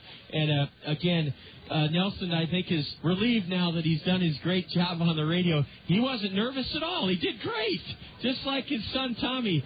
No problem. Thank you. Angelinos Mendoza is kind enough to bring a camera. We're going to get our picture taken. And Nelson's got the Luvita maybe can help Nelson. Luvita's used to taking pictures as we go to the... Yes, all three of us here. Luvita, thank you very much. She counts down. There we go. Angelinos Mendoza, your son, I'm so proud of him. And you should, I know you are too. We'll see you the Seoul Series, guys. That's great. We hope you, by all means. You got it, Nelson. You sure can. We're underway in the second inning, and strike 3 called to Brandon Yarborough. Brandon Yarborough on a 2-2 pitch was caught looking, and that's one gone here in the second inning. What a treat for me to meet Tommy's folks, Nelson and Angelinos Mendoza from Hialeah, Florida. It sounds like Nelson may be able to come back Thursday when Tommy pitches and watch the game from right here in the press box. Stephen Merrick delivers inside to Chad Gabriel. Ball 1 here in the top of the second inning. No score. The lights have just been turned on here at Veterans Memorial Stadium. And a pitch just inside for ball 2 to right-handed hitting Chad Gabriel. He's off to a great start in 10 games. He's batting .351. Right-handed hitter. He's not a big guy. And he wallops one into center for a base hit. That's the second hit of the evening. Chad Gabriel. They list him at 6'2", but he looks more like 5'11". He adds to his .351 average as he laces a base hit into center. The Kernels on the infield this evening have Morris at third, Stacia at short, Marco Albano at second, and Mark Trumbo at first. Mark Rogers, a right-handed hitter from the Dallas, Texas area. He went to Rice University in Houston. A 25th round pick of the Cardinals last year, now bats. Rogers takes strike 1 called, and a throw down to first by the catcher Brett Martinez sends Chad Gabriel hustling back to the bag. Kernels nothing, swing nothing. We're just underway, top of the second inning.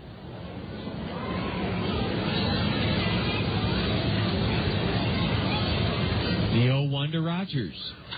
Double play ball smashed to third off the glove of Morris into left field, and holding at second is Chad Gabriel. That'll be an error charged on the Colonel third baseman. In Dallas Morris's defense, that ball was scalded hard on the ground by Adam Rogers. And had Dallas Morris been able to field it cleanly, it would have likely have been an inning-ending double play. But the ball skipped off the mid of Dallas Morris for an error, and Chad Gabriel is able to advance to second. 2 on, 1 out. And the batter now, Luis Cotto. C-O-T-T-O. Shortstop, Luis Cotto. Cotto's a right-handed hitter. In 10 games, he's batting .317, no home runs, 6 RBIs. And he has an extreme open stance, almost as well as open as our own Travis Schlichting, who's not in the Allen Motor Company Colonel starting lineup tonight. Luis Cotto has been playing professionally since the year 2000. He's a Puerto Rican, 24 years old, and was an 8th-round pick of the Royals back in 2000. He played in Burlington. The 1-0 from Stephen Merrick. Almost hit the right-handed batter, a fastball inside. Ball 2. Brandon Yarborough struck out looking to start this second inning. Chad Gabriel then singled to center, and Adam Rogers hit a hard ground ball that Dallas Morris couldn't handle. An error was charged to Dallas. Gabriel went to second. Now Cotto takes low, ball 3. Luis Cotto, C-O-T-T-O. With the Burlington Bees back in 2001, hit 147 in 26 games. Strike one called on the 3-0 delivery from Stephen Merrick. Stephen making his 8th start of the year, facing the number 8 hitter in the swing lineup, right-handed batting Luis Cotto. A high pop-up into shallow center. This could be trouble. Kuhn coming on, and Brad's there. Drops it as he transfers it from his glove to his throwing hand, but Brad caught it in shallow center. Luis Cotto was jammed on a 3-1 pitch, lifted it into shallow center. Heinle Stacia dashed back into the outfield. On came Brad Kuhn, and Brad arrived in plenty of time to make the grab. 2 on, 2 out here in the second inning, and the batter for the swing is Casey Roulette. Casey was a Cardinal 32nd round pick in 2005 out of the University of Arkansas. And he played in 21 games with the swing last year in his rookie year pro ball, hit .213.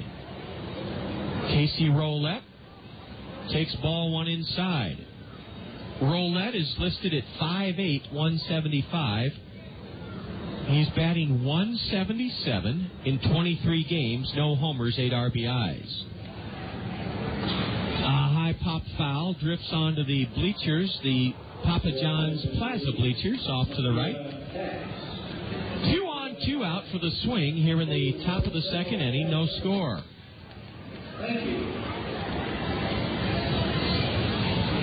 Gabriel at second, Rogers at first.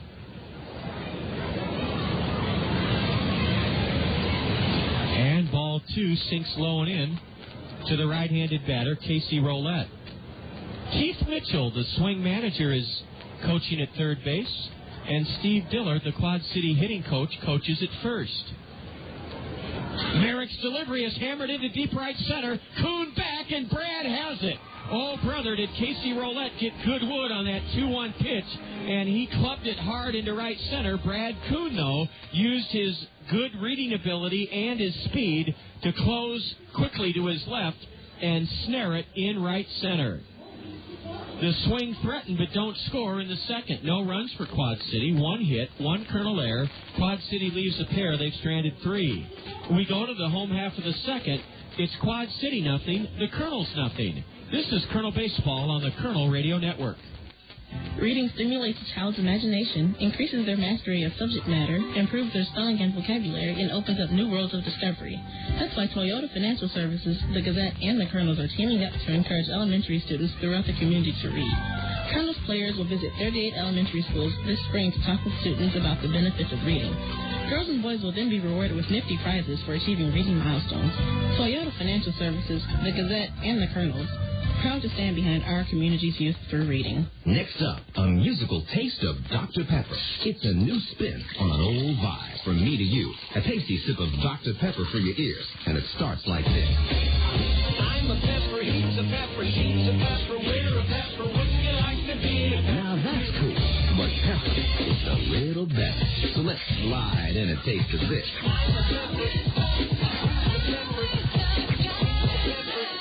Right on. But there's still more to it. I mean, there's nothing like it, because every sip is a kick and mashup of 23 different flavors. So for the true taste of Dr. Pepper, we dial it up even more.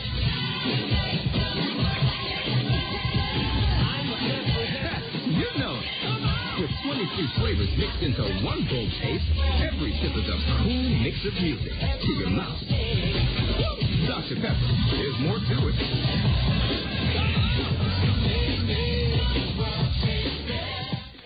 Bottom of the second inning here at Veterans Memorial Stadium.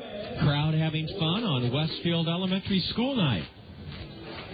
The Swing have had scoring chances in each of the first two innings against Colonel right-hander Stephen Merrick, but Stephen is wiggled out of those two-out jams. Actually, it was a one-out first and second opportunity for the Swing in the top of the second inning, but Stephen got Luis Cotto on a fly ball to center, and the same Casey Rolette, the number 9 hitter, flew out to center. A breaking pitch is in for a strike to Flint Whipke from right-hander Kyle Sedlowski from Kutztown University in Pennsylvania. Now Flint dribbles the 0-1 pitch foul behind the plate. 0-2 on the Colonel number 5 hitter, batting .279, 1 homer, 11 RBIs for Flint Whipke. Flint was 1 for 5 in the Colonel loss last night in Clinton. The 0-2 pitch is a curveball, and Flint chased it, protecting the plate, and he rolls it foul right past the feet of Colonel third base manager Bobby Magallanes. No score. We're in the bottom of the second inning in the first of an 8-game homestand.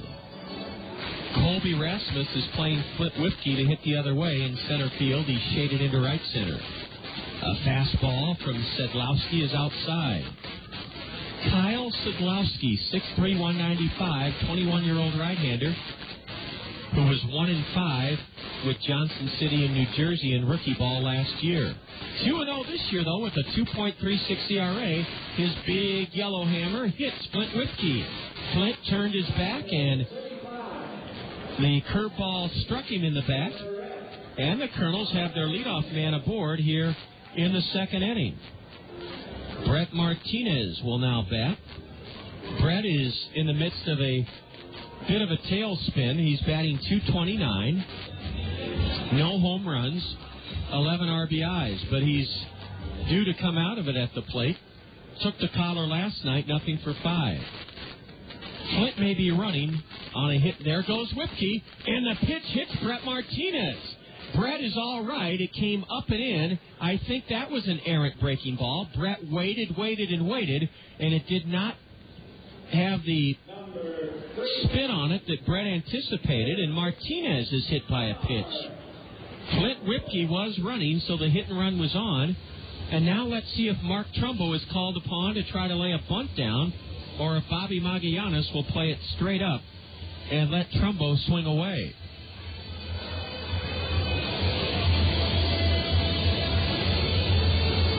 The catcher for the Swing, Bryan Anderson, wearing a dark blue chest protector with dark blue shin guards, went out to the mound to try to settle his 21-year-old right-hander Kyle Sedlowski down. Mark Trumbo, hitting .185, 4 homers, 16 RBIs. Mark had 2 hits last night in 5 trips. Is Trumbo bunting? A wild pitch! It goes to the screen, and the Colonel runners advance to third and second. Now Trumbo's not bunting. And here comes Brian Eversgerd, the former Cardinal left-hander. Eversgerd is marching out to the mound to have a word with his right-hander, Sedlowski. And that'll give us a chance to tell you about an exciting announcement from Jack Rader. Jack shared it with us earlier. Luvita Hill is standing by to tell you about a new event that's scheduled for June 4th. And, Luvita, we just got word from this from our general manager, Jack Rader, and he was very excited to share the news early, what's in store for June 4th. Well, on June 4th, Family Fitness Day with the Kernels will be here at Veterans Memorial Stadium. This is your chance to find out more about fitness for the whole family and you, while the Kernels take on the Burlington Bees.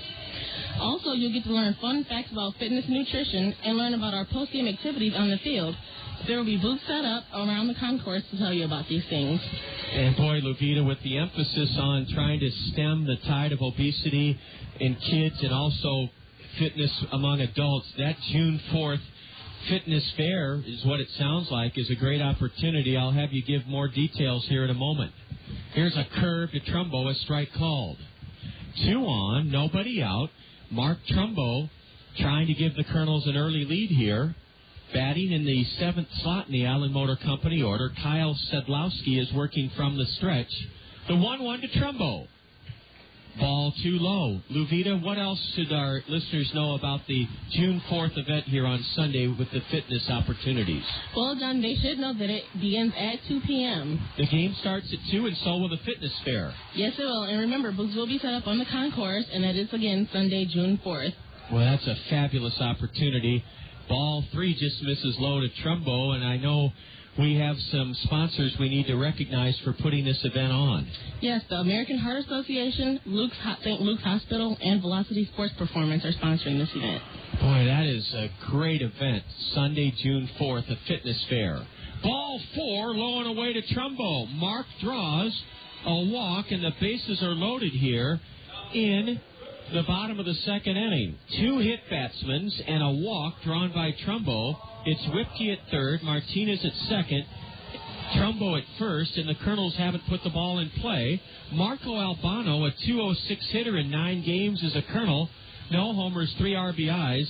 Marco hasn't played since Friday night's game in Clinton. He went 1 for 4. In fact, he started a Kernel 6-run 5th inning with his leadoff single on Friday night at Alliant Energy Field.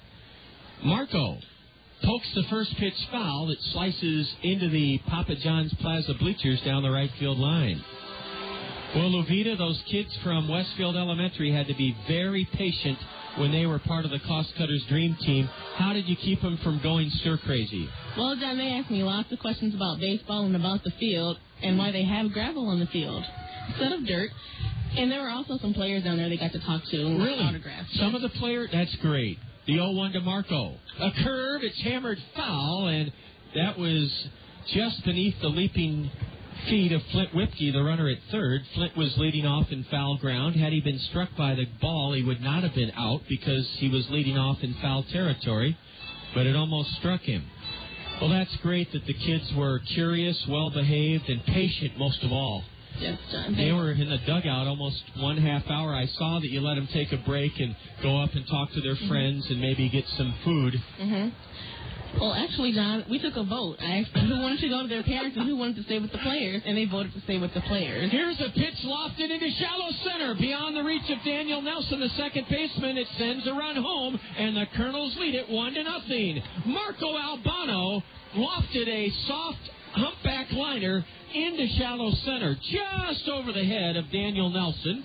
Flint Whipke scored from third. Martinez went from second to third. Mark Trumbo advanced to second. And Marco Albano has given the Kernels a 1-0 lead with a little clunker flare of a base hit into center. And that's Marco's 4th run driven into the year. He's at first. The bases are still loaded with nobody out. And the batter is Stantrell Smith. Luvita Hill is with us. She's told us about the upcoming fitness fair here at the ballpark on Sunday, June 4th. And boy, Luvita, that takes some gumption on your part to give the kids a vote, but that's one of the fairest ways to decide things. Here's a swing and a miss by Stantrell Smith, and so they voted and decided to take a break from the Colonel dugout, the Cost Cutters Dream Team, and they went up and saw their parents and got some refreshments. Yes, they did, John. They did want to stay down there a little bit longer after we took the field.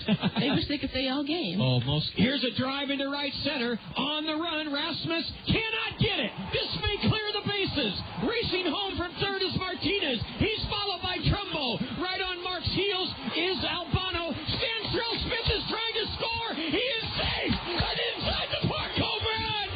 An inside the park home run by Stantrell Smith makes it 5-0 here in the second inning. An inside the park grand slam. An inside the park grand slam by Stantrell Smith. And it's 5-0 Kernels. This crowd is electric.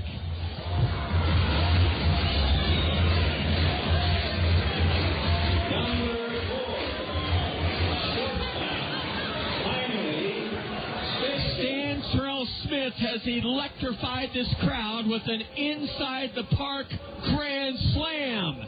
They're replaying it on the Rockwell Collins Game Link, and the crowd is buzzing with excitement. Here's a line drive, backhanded by the shortstop, Luis Cotto. He throws in time to take a hit away from Heinle Stacia. What a play by Luis Cotto to take a hit away on a hard-hit smash into the hole by Heinle Stacia. This crowd...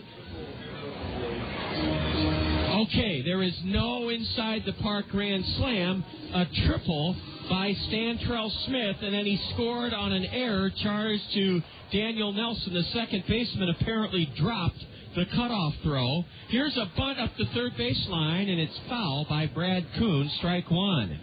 So a little bit, just a little bit of the luster taken off Stantrell's accomplishment, but not much.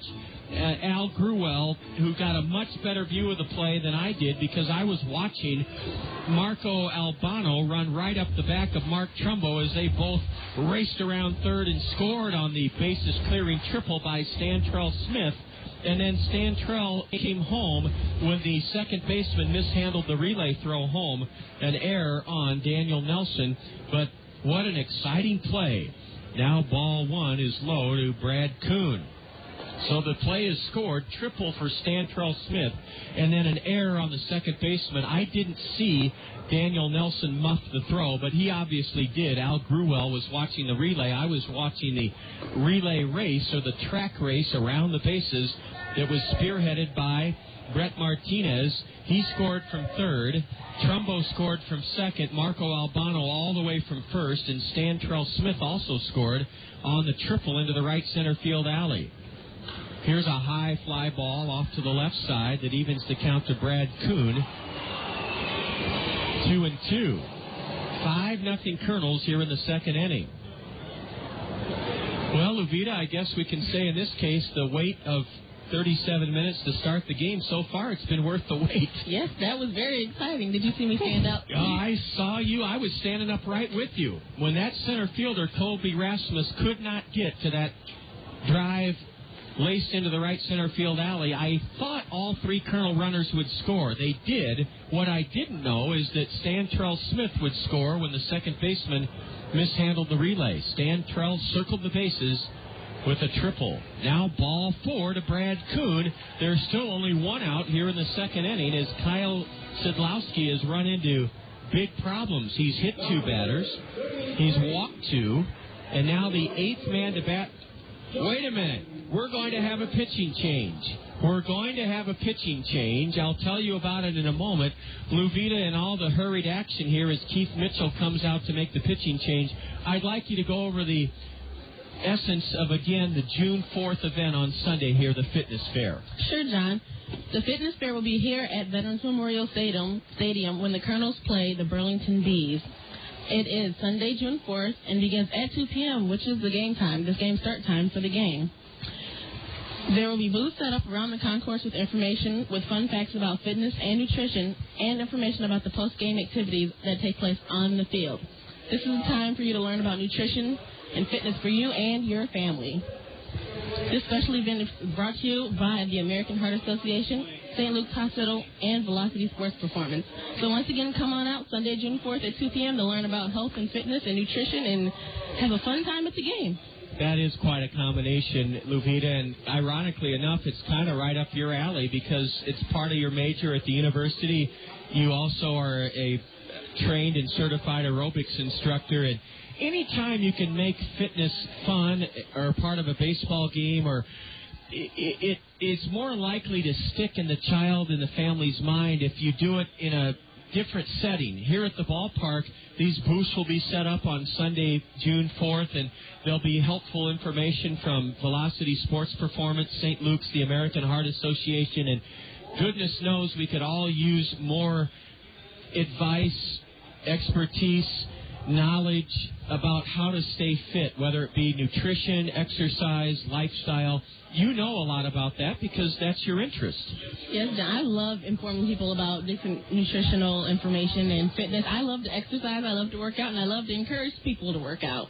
It does make a big, big difference, and you and I were talking before the game as a right-hander is taken over for the swing, Ashley Hooks. That's an unusual name. Ashley Hooks, a right-hander, a newcomer to the Swing Ball Club, is now come on to pitch. And Hooks is a right-hander. He takes over for Kyle Sedlowski. Kyle is lifted after an inning and a third in which he surrendered 5 runs on 3 hits. Sedlowski struck out 1. He walked 2, both in this inning, and he also hit 2 in this inning. And the new pitcher is Ashley Hooks. The batter is Jordan Renz, coming off that 10 RBI performance last night. Jordan struck out against Kyle Sedlowski. He lifts one into left center. And the left fielder, Chad Gabriel, converges with the center fielder. It's Colby Rasmus that makes the catch. Jordan Renz, first pitch swinging, is flown out to center. 2 away here in the second. And the 9th man to bat here in the Kernel 5-run second is Dallas Morris. You and I were talking, Luvita, about the ruling by a lot of state education departments to ban or take out soda machines from grade schools. Soda can really be have a detrimental effect if drinking in great quantity at school by kids. Did you have soda machines when you were in grade school? No, John, I didn't have soda machines. I didn't have soda machines when I was in grade school. I didn't either. We had milk, juice, or water. And it's not that they were treating us like prisoners, but soda was reserved for just Friday nights in our household.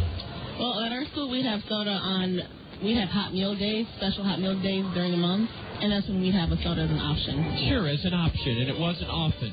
Right. It wasn't at your beck and call with a couple of quarters or $1. And I'm all for soft drinks. I love the soft drinks that and all the companies that sponsor us here at the ballpark, but like anything, you have to have soft drinks in moderation. That's right, John. You can't drink it like water. That's right. It doesn't have the same nutritional value. No. Here's a throw to first and a runner back, the runner being Brad Kuhn. He was running on the first pitch to Dallas Morris, and Dallas swatted it off his fist behind home plate as a hit and run was on. 5-0 Kernels. We're in the bottom of the second, and relief pitcher Ashley Hooks comes set, a pitch out, and Kuhn is not running. This has been such a long and productive inning for the Kernels that Kernel starter Stephen Merrick is down in the Kernel right field bullpen playing a game of soft catch with, it looks like, Travis Schlichting. Kuhn may have been picked off. Ooh, he got back just in front of the tag by Adam Rogers, the husky stockily built first baseman for the Swing. 5-0 Kernels as we approach the top of the hour. The 1-1 to Dallas Morris. Kuhn is running, and Dallas lifts it foul. That one beyond the reach of Adam Rogers up into the Papa John's Plaza down the right field line. Luvita Hill will be telling us about some marvelous opportunities to get your garden and planting season going in the next between the bottom of the second and the top of the third. It's been unpredictable weather, and Peck's Flower and Garden Shop has some great news for you. Luvita will have that. She'll also have a look at the State Farm Major League scoreboard in the next inning or two when she has a chance to get all those scores corralled on her score sheet. The 1-2 to Dallas Morris. Outside, almost a wild pitch. What a backhanded play by the catcher, Bryan Anderson. Well, Levita, the kids from Westfield Elementary that were members of your Cost Cutters Dream Team seem to be very well behaved. They were, and I think that's why I kept them down there a little bit longer. Because they could handle the responsibility. There goes Kuhn, a curve and a swing and a miss. That ends the inning. Dallas Morris fans on an off-speed pitch. The Kernels strike for 5 runs in the second inning on just 2 hits. There were 2 hit batsmen, 2 walks, 1 error committed by the swing, and the Kernels leave 1 man on and have stranded a pair. We go to the top of the third inning, and the Kernels lead this swing 5-0. This is Kernel Baseball on the Kernel Radio Network. Who's that cool cooking man? King of the grill, who's your patio? It's time for Clement's Great Grill Challenge. If someone asks you, what's cooking, Daddy-O, tell them Clement's is always lean and juicy. The other guys have more fat, more flare-ups, and shrinking taste. Avoid unnecessary flare-ups. Never substitute fat for flavor. Always grill Clement's. King of the grill, man. Grill's hot, he's cool. Who's your patio? Has your spring planning been delayed by uncertain weather? Get started now with a visit to Peck's Flower Shop and Garden Center. For the very best plant selection and expert advice you'll need to make your plants grow their very best, visit Peck's. The greenhouses at Peck's are bursting with colors, gorgeous hanging baskets, rose bushes, patio plants, and blooming annual plants. Peck's has the newest best bloomers for sunny and shady areas, and the best producing tomato, vegetable, and herb plants. If your spring planning includes new landscaping, contact Peck's for an estimate. Choose your landscaping plants and trees from Peck's acres of expertly cared for tree shrubs, evergreens, and perennial plants. Visit Peck's Flower Shop and Garden Center, where Peck's knowledgeable staff is ready to answer your plant and gardening questions. Peck's Flower Shop and Garden Center, celebrating 50 years of growing since 1956. Peck's at the corner of Blairs Ferry and Edgewood Road, northeast. Wow. Louisa, that was fantastic. That's a lot to tell about Peck's in a short time, and I'll tell you what, I heard the name Peck's 7 to 8 times, and Peck's is a well-known name in the community, and their message is now is the time to visit for landscaping needs or to get your garden going because of this unpredictable spring weather. The experts at Peck's are ready to go, and I know that was your first time delivering the Peck's message, and you got it all in. Great job. Thank you. Luvita is now going to work a little bit on her State Farm scoreboard. We'll free her up to do that. Here's a high drive into deep right. It may go. It's off the bat of Daniel Nelson, and it's a home run over the Tri-Vision signs in right. And Stephen Merrick has surrendered a leadoff home run to Daniel Nelson. His second home run of the year. Nelson got a fastball low to his liking, and he golfed it high and deep over the head of Jordan Renz for a leadoff homer in the third inning.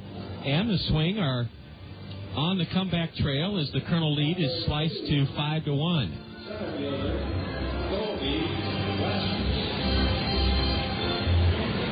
Colby Rasmus singled and stole second in the first inning.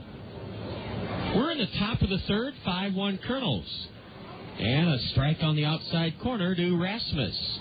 Just past the top of the hour, and you're enjoying Kernel Baseball here on the Kernel Radio Network tonight on KMRY, 1450 Cedar Rapids. A base hit down the line and left, cut off by Stantrell Smith, and he gets it back in. Colby Rasmus is 2 for 2 as he singles into left field, a one-hopper in front of Stantrell Smith. And now the heart of the swing order to challenge Stephen Merrick, the Colonel right-hander. The final line on the Quad City starter, Kyle Sadowski. He went an inning and a third, surrendered 5 runs on 3 hits, struck out 1, walked 2, and hit a couple of batters. A throw to first, and Bryan Anderson gets back safely.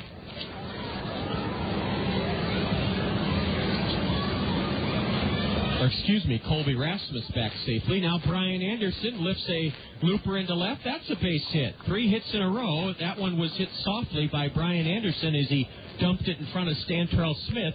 Colby Rasmus stops at second, and the Swing are on a comeback trail. A home run and a pair of singles, and they have runners at first and second with nobody out. Here in the top of the third inning, Randy Roth, unlikely to be bunting, but you never know. With his team trailing here in the early going third inning, I doubt if Keith Mitchell will have Randy Roth bunt, but he may be bunting. He had a hit taken away from him as Heinle Stacia made a sensational play at deep short to end the Swing first inning. A breaking pitch is inside, ball one to Randy Roth. Randy is a .305 hitter with a league-high 11 home runs, second only to our own Jordan Renz in RBIs with 32. 2 on, nobody out. A fastball just missed inside, and it's 2-0. Roth played in 35 games in the Appalachian League last year and hit .328 with 7 homers. Then in the New York Penn League with New Jersey, he hit 3 home runs in 32 games. Swing and a tipped foul. Randy Roth took a mighty cut at that one and missed. Because this game was 37 minutes late in starting, some of the games on the East Coast on the State Farm Major League scoreboard are probably into the 4th or 5th inning. Here's a high pop foul on top of the grandstand roof behind the plate. It's 2-2 to Randy Roth. And we'll be taking a look at the State Farm Major League scoreboard here in just a moment. Brought to you by State Farm Insurance Agents Brad Dunn, Al Shetler, Brad Dunn, Al Shetler, Gary Shubat, and Dale Thompson. Well, Evita Hill, let's start in the American League. Well done. The Red Sox and Orioles are at Camden Yards. The Orioles have the Red Sox 5-4, top of the 6th inning. Here's the 2-2 pitch to Roth. A curve, and it's popped foul near the Swing dugout. Brett Martinez chases over, but it's up into the stands, into the premier seats behind the Swing on-deck circle. It's still 2-2 to Randy Roth. The Royals and Indians are at Jacobs Field. Royals 4-3, bottom of the 6th. The Twins and Tigers are at Comerica Park. Tigers have it 7-3, bottom of the 6th. All right, we'll get to some more of those scores in just a moment. Yes, those games on the East Coast are well along. Stephen Merrick whirls and throws in behind the runner at second, and Colby Rasmus gets back. Daniel Nelson started this Swing third inning by belting a home run over the right field wall. Colby Rasmus followed with a line single into left. Bryan Anderson dumped a single into left. It's first and second, nobody out. 5-1 Kernels, third inning. Here's a drive into deep right center. Brad Kuhn won't get it. It's over his head. Oh, wait a minute! A diving, spectacular catch! Kuhn caught it! The runners tag and advance to second and third. Now, wait a minute. There could be a double play. They run the runner back to first. A runner tagged at third. And let's see, what's the situation? Did the runner make it back to first in time? Yes, he did. And a spectacular catch by Brad Kuhn in deep right center.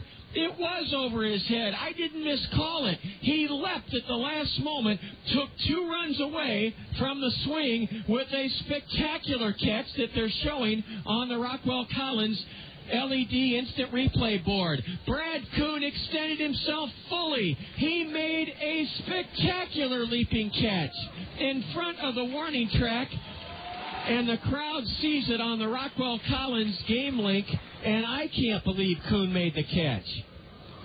Colby Rasmus advanced from second to third. Bryan Anderson made it back to first, and that's 1 out here with first and third, and a pitch whistled foul straight back by Brandon Yarborough. Or is this Brandon Yarborough? I'm not sure. Is Yarborough? Yes, he's a left-handed batter, and he's in the hole 0-1. Now he bangs one off the arm of catcher Brett Martinez. That hurts. Well, we've just described a ball that went over the head of Brad Kuhn in right center. He left his feet headlong towards the right center field gap between the 403 and 390 marks. In fact, he was not too many feet from the University of Iowa sign that's so prominent out there in right center. Brad made one of the best catches you'll ever see from a center fielder. The 0-2 from Merrick. Yarborough swings and misses on a high fastball. Brandon Yarborough fans 2 away here in the third inning. And Luvita Hill will continue with her look at the American League on the State Farm Major League scoreboard. Well, at Yankee Stadium, Rangers and the Yankees are going at it. Rangers have it 10-5, bottom of the fifth inning. At Tropicana Field, Devil Rays have it 6-1 against the White Sox in the bottom of the sixth. Here's a pitch off the glove of Brett Martinez, a wild pitch or pass ball. We'll have to wait and see. Colby Rasmus scores from third. It's a pass ball charged to Brett Martinez. In Brett's defense, the pitch almost hit Chad Gabriel. And Colby Rasmus raced home from third to make it 5-2 Kernels. And advancing from first to second on the pass ball was Bryan Anderson. Ball one almost hit Chad Gabriel. That's why. Here's a ground ball wrapped to third. Dallas Morris has the runner flash in front of him going from second to third. Dallas then heaves it across the diamond for the final out here in the second inning. Chad Gabriel is grounded out to third. And 2 runs in the swing third inning on 3 hits. There were no Colonel errors. A pass ball, and Quad City leaves a runner aboard. They've stranded 4. Luvita, before we go to break, what else in the American League, or are the other 2 games later? The other 2 games have yet to take place, Don. All right, we'll start in with the National League on the State Farm Major League scoreboard when we return. After 2.5 in a wild one, it's the Kernels leading the swing 5-2. You're tuned to Kernel Baseball on the Kernel Radio Network. The summer heat can be so oppressive unless you can keep your cool. Who do you call when your cooling system fails? Call on the A-Team at Ahern Plumbing and Heating. The A-Team can inspect and ensure that your cooling system is good to go when you need it most. 24 hours a day, rely on the A-Team from Ahern Plumbing and Heating. Call 393-4872. 393-4872 for Ahern Plumbing and Heating. Advanced Systems, the leader in office technology, is like a great baseball coach when it comes to office productivity. Advanced Systems makes the most of your team. They do it with the latest technology for office productivity from Canon. They're also like a great trainer. Advanced Systems Advanced Life Support makes sure your office equipment runs at peak levels and fixes it fast if things go wrong. Hit it over the fence with Canon technology from Advanced Systems. Call 832-8291. Business for the 21st century with Advanced Systems. When it's important to you, coffee works. Let your work shine through. Quality coffee, we do it for less. Don't settle for second best. Coffee works. Computer Center, coffee works. We do it better when you think of coffee. Think of coffee works. Coffee works. Coffee works. The Cluckers Chicken Dance was sure a big hit with the kids from Westfield Elementary School. They were rocking, shaking, and chicken dancing their hearts out. As we go to the bottom half of the third, 5-2 Kernels. Right-hander Ashley Hooks took over for starter Kyle. Here's a bouncer on one hop. First pitch swinging, Flint Ripke, and throwing Flint out is the shortstop, Luis Cota. Flint Ripke was hit by a pitch and scored in the Kernel 5-run second. He is bounced out to short to open up the Kernel third inning. Kyle Sidlowski went an inning and a third before he gave way to this right-hander Ashley Hooks. Hooks is 1-1 on the year with a 1.59 ERA. Ashley is working out of the swing bullpen for the 6th time, 11 and a third innings, and he's allowed only 2 runs on 6 hits. A grounder up the middle by Brett Martinez. Gliding over to his right is the second baseman, Daniel Nelson. And Nelson throws out Brett Martinez. 2 pitches, 2 out here in the Kernel third inning. You can bet Mark Trumbo will take a pitch or 2. State Farm Insurance agents Brad Dunn, Al Shetler, Dale Thompson, and Gary Schubat bring us a look at the National League scores on the State Farm Major League scoreboard. Broadcast assistant Luvita Hill. Well, at PNC Park, the Reds and the Pirates are battling it out. The Pirates have it 4-0 in the bottom of the third. At Turner Field, the Marlins are leading the Braves 2-1 in the bottom of the fifth. At Miller Park, the Phillies and Brewers are going at it. They're tied up in the top of the third, 1-1. Mark Trumbo takes a strike called. Trumbo walked and scored in the Kernel 5-run second. Outfield plays Mark deep and straight away. Bases empty, 2 gone here in the bottom of the third, and ball 1 in the dirt to Mark. Well, John, the Giants are leading the Astros at Minute Maid Park 6-2 in the top of the fourth. The Nationals and Cubs are at Wrigley Field, top of the fourth, score 0-0. And at Busch Stadium, the Mets are leading the Cardinals 2-0 in the bottom of the third. A grounder to third, backhanded by Casey Roulette, and he throws out Mark Trumbo. An easy 1-2-3 inning for right-hander Ashley Hooks as he retires the Kernels in order. And before our break, Luvita, let's finish up with those National League scores on the State Farm Major League scoreboard. In the top of the second, the Dodgers are leading the Rockies at Coors Field 1-0, and the Padres and Diamondbacks have yet to begin their game at Chase Ballpark. Thank you very much, Luvita. We'll check in with you a little bit later for more. We go to the top of the fourth inning. The Kernels on top of the swing, 5-2. You're enjoying Kernel Baseball on the Kernel Radio Network. Fairfax State Savings Bank is paying you to come to the ballpark every Wednesday this season. You heard right. Fairfax State Savings Bank is paying you to come to Veterans Memorial Stadium every Wednesday this season. The first 750 of you Colonel fans to enter the gates before Wednesday's home game will receive an envelope full of money inside from Fairfax State Savings Bank. Each of those 750 envelopes will contain a greenback up to a $100 bill. Fairfax State Savings Bank, free money Wednesdays. Come early to line your pocket with cash. Meet Jim. When it's nice out, he spends weekends in his yard trying to kill weeds. Gotcha. Meet Dave. He spends weekends on the green. That's because Greg's Lawn Service takes care of his lawn. Mowing, fertilizing, pruning, and, weed control. Greg does the big jobs, too. Landscaping, retaining walls, curb edging, and patios. So when you've had enough of those little devils... Yes. Call 393-0101. Greg's Lawn Service, a cut above the rest. Hi, I'm Tanya Sedlock, your local Pekin Insurance agent at Andrews Insurance here in Cedar Rapids. We all know how quickly life can change. You buy a new car or a new home. Your family is blessed with a new baby. Your teenager starts driving the family car. I'm here to help with a complete line of insurance plans to give you protection when you need it the most. Pekin Insurance has been in business of insuring people for 85 years. I'm here to put your interests first. Please visit me, Tanya Sedlock, at the Andrews Agency. First pitch swinging and lofting one into left. Stantrell Smith lost it for a moment. Now Stantrell staggers and has it. 1 pitch, 1 out as Adam Rogers leads off the fourth inning and skies to left. Adam reached on an error in the second inning. A good friend of ours, fellow front office member Ken Franz, has stopped by to take in an inning here in the booth. It's always great to have Kenny swing in, especially since we're playing the swing of the Quad Cities. Here's a strike call to Luis Cotto, right-handed batter, open stance, and we told you he was originally drafted by the Royals back in the year 2000. Look out, he sends a missile into the Colonel first base dugout. One of the Colonels, I can't make out who it is, in his quilted line red jacket and long gray sleeves, had to duck for cover.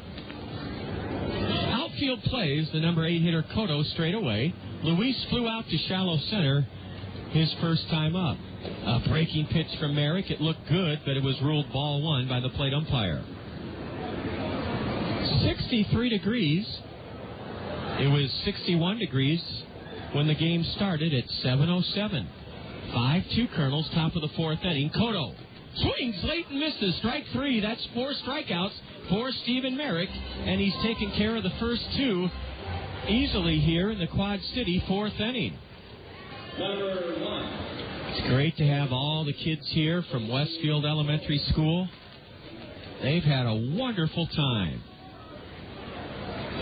under the principalship of Ed Rogers. Smacking the first pitch foul straight back is Casey Roulette. Casey lashed a line drive into right center with 2 on and 2 out in the second inning, but Brad Kuhn made the first of a couple of fine plays. Brad's catch to take 2 runs away from the swing back in the third inning would have also made the ESPN Web Gems. We've had 2 Web Gems tonight, one by Heinley Stacia that took a run away from the swing in the first inning, and then the spectacular catch by Kuhn in deep right center. Here's a bouncer over the hill. This will be a tough play. Stacia gliding to his left, throws high, but gets his man. Heinley Stacia made it look so easy as he just glided over like a well-trained gymnast to his left. He took that two-hopper behind the bag with one hand, threw on the run, and got Casey Roulette to end the swing fourth inning. Stephen Merrick has his first 1-2-3 inning of the evening. We head to the home half of the fourth here at Veterans Memorial Stadium on Westfield Elementary School night, and it's the Kernels on top of the swing, 5-2. You're tuned to Kernel Baseball on the Kernel Radio Network. There's a lot you can do to satisfy your taste for Italian. You can marry one. To you, Susan Smith, Giuseppe Florentino. You can drive one. Or you can go to Zio Giano's and feast on Zio's homemade bread, pizzas, and pasta, authentically prepared as Zio Giano's famous Italian style. Zio Giano's for the hometown taste of Italy. Come to Zio Giano's, the pasta makes you Zio. Come to Zio Giano's for the Italiano. Come to Zio Giano's, the pasta. What do I get at Cost Cutters? Hey, my hair is my trademark. I gotta be able to count on a good cut and stuff to keep my hair looking thick, even if it's not. I get a good cut, no long wait, a smile, and a little something left over in my wallet. I get little trims that keep my hair long and healthy, and stuff to make it loose and curly one day, straight and sassy the next. With expert stylists trained in the latest trends and techniques and your favorite professional styling and hair care products, you'll always get what you're looking for at Cost Cutters. At Cost Cutters, you can always count on convenient, affordable, professional care and products that help you create just the style you want. At Cost Cutters, you'll always get a little more. What do I get at Cost Cutters? A slick, clean cut, great highlights, and a little wig from the hottest stylist I've ever seen.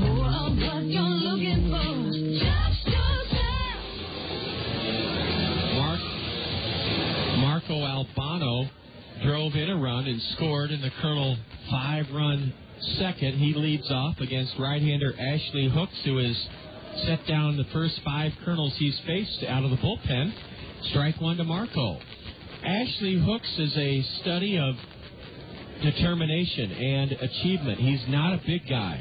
In fact, he's one of the smallest pitchers I've seen. Look out! A foul ball whistled up onto the Miller Mezzanine Terrace, and thankfully the fellow that got clipped in the head is all right. Boy, that could have been a lot more serious than it was. In fact, we haven't had a chance to welcome our guests this evening. We have a couple of sheets that we can track down our guests that are here from, well, first of all, Lubita Hill. We had a good group on the pregame picnic area. Yes, we did in the pregame picnic area. The Institute of Management Accounts seats 25 people. They had 25 people come from their organization. That's wonderful for a pregame picnic. The 0-2 to Marco is down and in. And what's the name of that group again, Lubita? They sound a lot smarter. That's too smart for me to join. The Institute of Management Accountants. No, I heard it right the first time. They probably are brilliant. The 1-2 to Albano. Slap to the first baseman. Down to get it is Adam Rogers, and he tags first. Marco Albano has grounded to first. One out here in the Colonel fourth, and that is now 6 in a row retired by reliever Ashley Hooks. And it looks like, Levita, we have a good gathering out on the Randy Kiel-Hoffin's picnic pavilion in left field. Yes, down the Rockwell Collins VH and HH team has come to visit us. 100 people from that group. Fabulous from Rockwell Collins.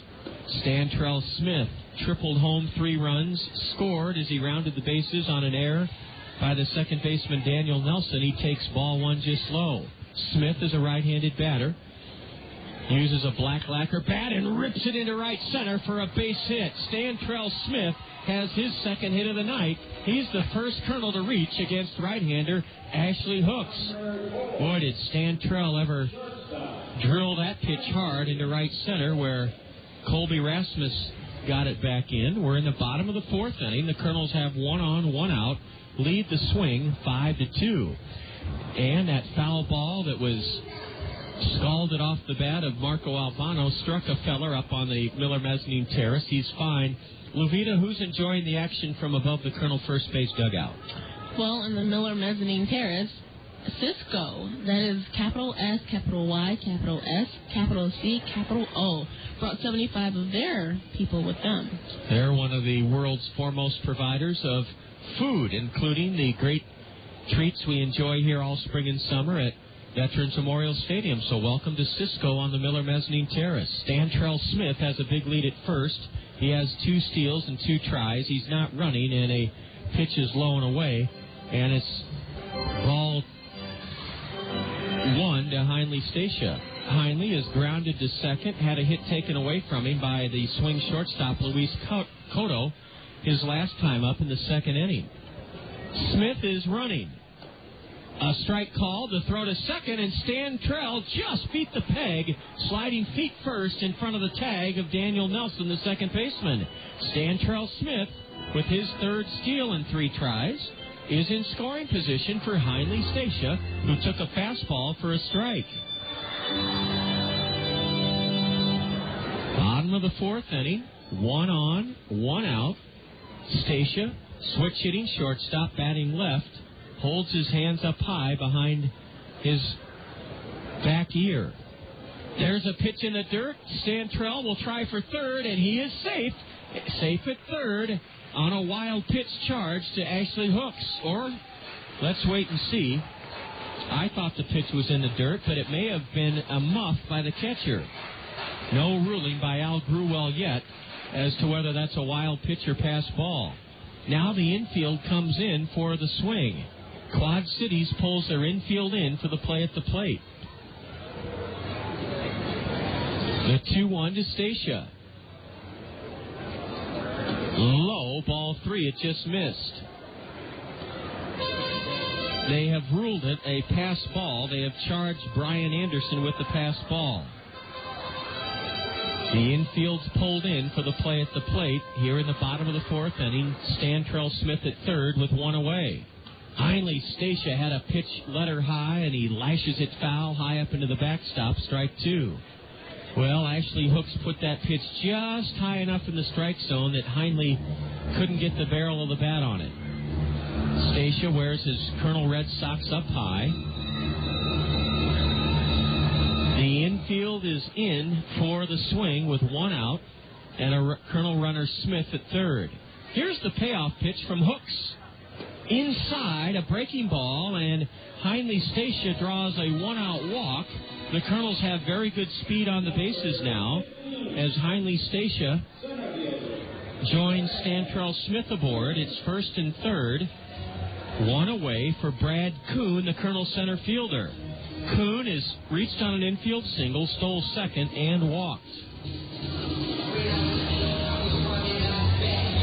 The outfield plays Brad straight away. The Quad City catcher, Bryan Anderson, comes out from behind home plate in front of the dish and signals or flashes a series of signals to his infielders.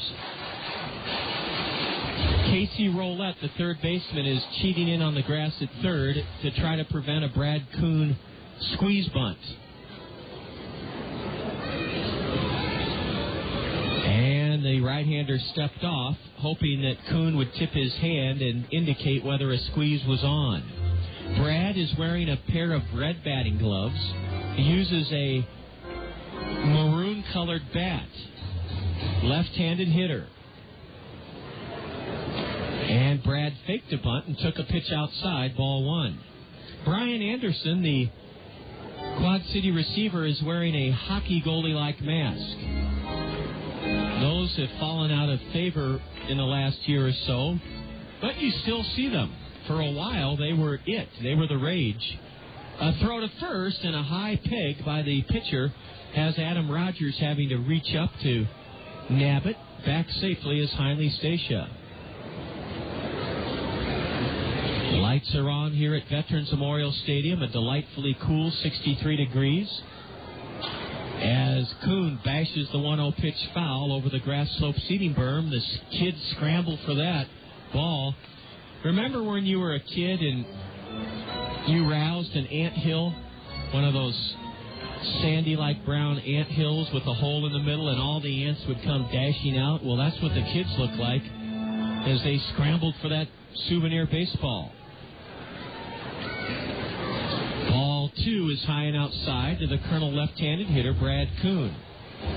Runners at the corners, one away. We're in the bottom of the fourth inning, and the Colonels are trying to add to a 5-2 lead.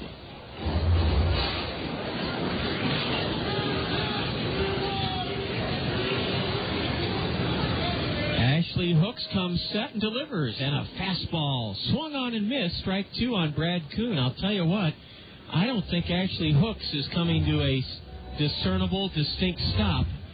I hope the plate umpire and base umpire take note. You have to come to a discernible halt in the stretch position, and I thought that Hooks quick-pitched Brad Kuhn. There's the discernible stop, and now a look to third, and getting back safely is Stantrell Smith without a throw. A little fella, a toddler, is waggling his way up the seats down below. He must be no more than 2 years old with his mom. There goes the runner from first. Here's a foul straight back. And thankfully, Luvita Hill, our broadcast assistant, hasn't been around baseball enough to know that might have scared us both. That one came back to Luvita, and thankfully your window is shut, but it almost came right in the booth. Yeah, if my window wasn't shut down, I don't know if I'd still be standing here right now. You didn't even flinch. I usually duck right underneath the countertop. The count is 2-2 to Brad Kuhn. Is Stacia running from first? Yes, there he goes. And a changeup. That one is whistled foul straight back. Lots of kids here tonight from Westfield Elementary School. They're waiting to do the Cedar Rapids Solid Waste and Recycling Services mascot relay, the shuttle relay with Kirby.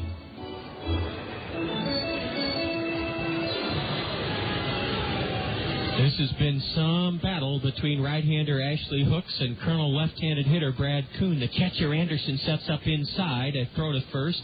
Heinley Stacia back standing up. Quad City has out-hit the Kernels 5-4, but the Kernels lead it 5-2 here in the bottom of the fourth inning. The 2-2 to Brad is lifted in the air to left, down the line. Chad Gabriel makes the catch. Stantrell Smith tags. Here's the throw home. Cut off. Smith slides across the plate to make it 6-2 Kernels. Brad Kuhn delivers a big run home with a fly ball to left. Scoring Stantrell Smith from third. The sacrifice fly gives the Kernels a 4-run lead, 6-2. Heinley Stacia held at first. The throw by Chad Gabriel was cut off by the third baseman, Casey Roulette. Jordan Renz with 2 out and a runner at first, now at the plate.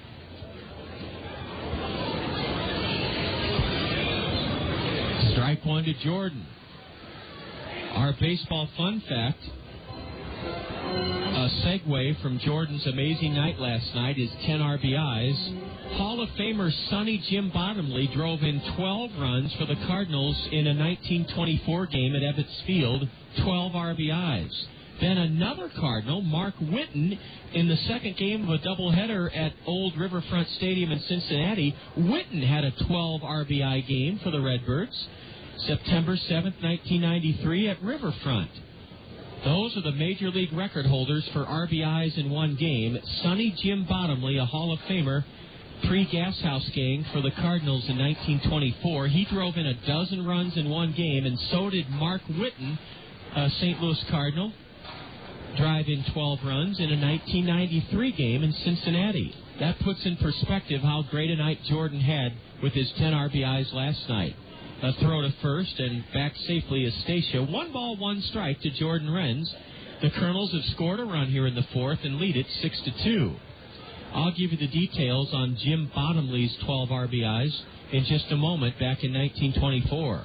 A curve and a swing and a miss by Jordan, strike 2. In the top of the first inning, with the bases loaded, Sonny Jim Bottomley drove in 2 runs with a single. Then he doubled in a run in the second inning. In the fourth inning, with the bases loaded, Bottomley hit a grand slam, so that's 8 RBIs. A 2-run home run in the 6th inning made 10 RBIs. In the 7th, he drove in 2 more, and that accounted for his 12 runs driven in. I may have to review that because I think I left out.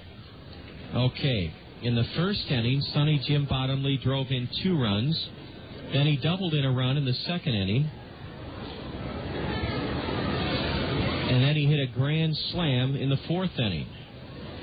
So that's 2, 3, that's 7 RBIs by the 4th inning for Sonny Jim Bottomley. Ooh, Renz swinging in defense, just got a piece of a pitch right in on him, and he tips it foul. Jordan leaves the dirt batting circle. That ball ran right in on Renz's hands, and he protected himself and got a piece of it. Then Bottomley, a 2-run homer in the 6th inning, so that's 9 RBIs back in 1924. 2 more RBIs in the 7th innings for 11, and then a 9th inning run-scoring single that scored Rogers Hornsby 12 RBIs. Swing and a miss by Jordan, strike 3. So Renz down on strike swinging in the Colonel 4th inning. 1 run on, 1 hit, a stolen base, a passed ball, a sacrifice fly. There were no Quad City errors. The Colonels leave a runner aboard and have stranded 3. We go to the top of the 5th inning. Colonel 6, Quad City 2. This is Colonel Baseball on the Colonel Radio Network. With spring comes a sound we're all familiar with, lawnmowers. The Solid Waste and Recycling Department encourages you to mulch your grass this year, though instead of bag. It's a practice known as grass cycling. Why grass cycling? Well, it saves time because you don't have to rake or bag your grass clippings. But it also saves money because those clippings contain essential nutrients, reducing your need for expensive fertilizers. Best of all, grass cycling helps to save landfill space. Do your part. Grass cycle. This message from the Solid Waste and Recycling Department. Has your spring planning been delayed by uncertain weather? Get started now with a visit to Peck's Flower Shop and Garden Center. For the very best plant selection and all the expert advice you'll need to make your plants grow their very best, visit Peck's. The greenhouses at Peck's are bursting with colors, gorgeous hanging plants, rose bushes, patio plants, and blooming annual plants. Peck's has the newest best bloomers for sunny and shady areas, and the best producing tomato, vegetable, and herb plants. If your spring planning includes landscaping, contact Peck's for an estimate. Choose your landscaping plants and trees from Peck's acres of expertly cared for tree shrubs, evergreens, and perennial plants. Visit Peck's Flower Shop and Garden Center, where Peck's knowledgeable staff is ready to answer your plant and gardening questions. Peck's Flower Shop and Garden Center, celebrating 50 years of growing since 1956. Peck's is located at the corner of Blairsbury and Edgewood Road, Northeast. Well, thanks, Luvita. Coming off Mother's Day, and I told our listeners that my mom thanked me 3 times on Sunday morning for the flowers she got from Peck's, and that was a very enlightening message from Peck's about the wonderful array of expert advice, product, and plants and shrubs and landscaping. Now's the time. It's mid-May, and the weather is going to be great the next few days, at least on this homestand. That's what we've been told. Ball 1 is outside to Daniel Nelson as we open up the 5th inning. Our baseball fun fact, Jordan Renz with 10 RBIs last night to tie a Midwest League record. 2 Cardinals, Sonny Jim Bottomley and Mark Whitten, both drove in 12 runs in 1924 for Sonny Jim and 1993 for Mark Whitten. And then the AL record held by Tony Lazzeri of the Yankees. He drove in 11 runs in 1936. Stephen Merrick's fallen behind Daniel Nelson 3-0. Now a strike from the Colonel right-hander. Merrick was a 6-4 winner in Dayton Thursday night. 5 shutout innings. Stephen allowed 1 hit, struck out 6 and walked 1. Also hit a batter. Can Stephen Merrick, the right-hander, come back? Can he come back to get Daniel Nelson? Ball 4 upstairs. So Daniel Nelson, with 12 steals and 13 tries, is aboard with a leadoff walk here in the 5th inning. Center fielder, Colby, Rasmus. We'll have a chance for you in the 6th inning to earn a $5 gift certificate to the Spring House. Our Spring House trivia question coming your way in the top of the 6th inning. 6-2 Colonels here in the 5th. Merrick misses outside to Colby Rasmus, ball one.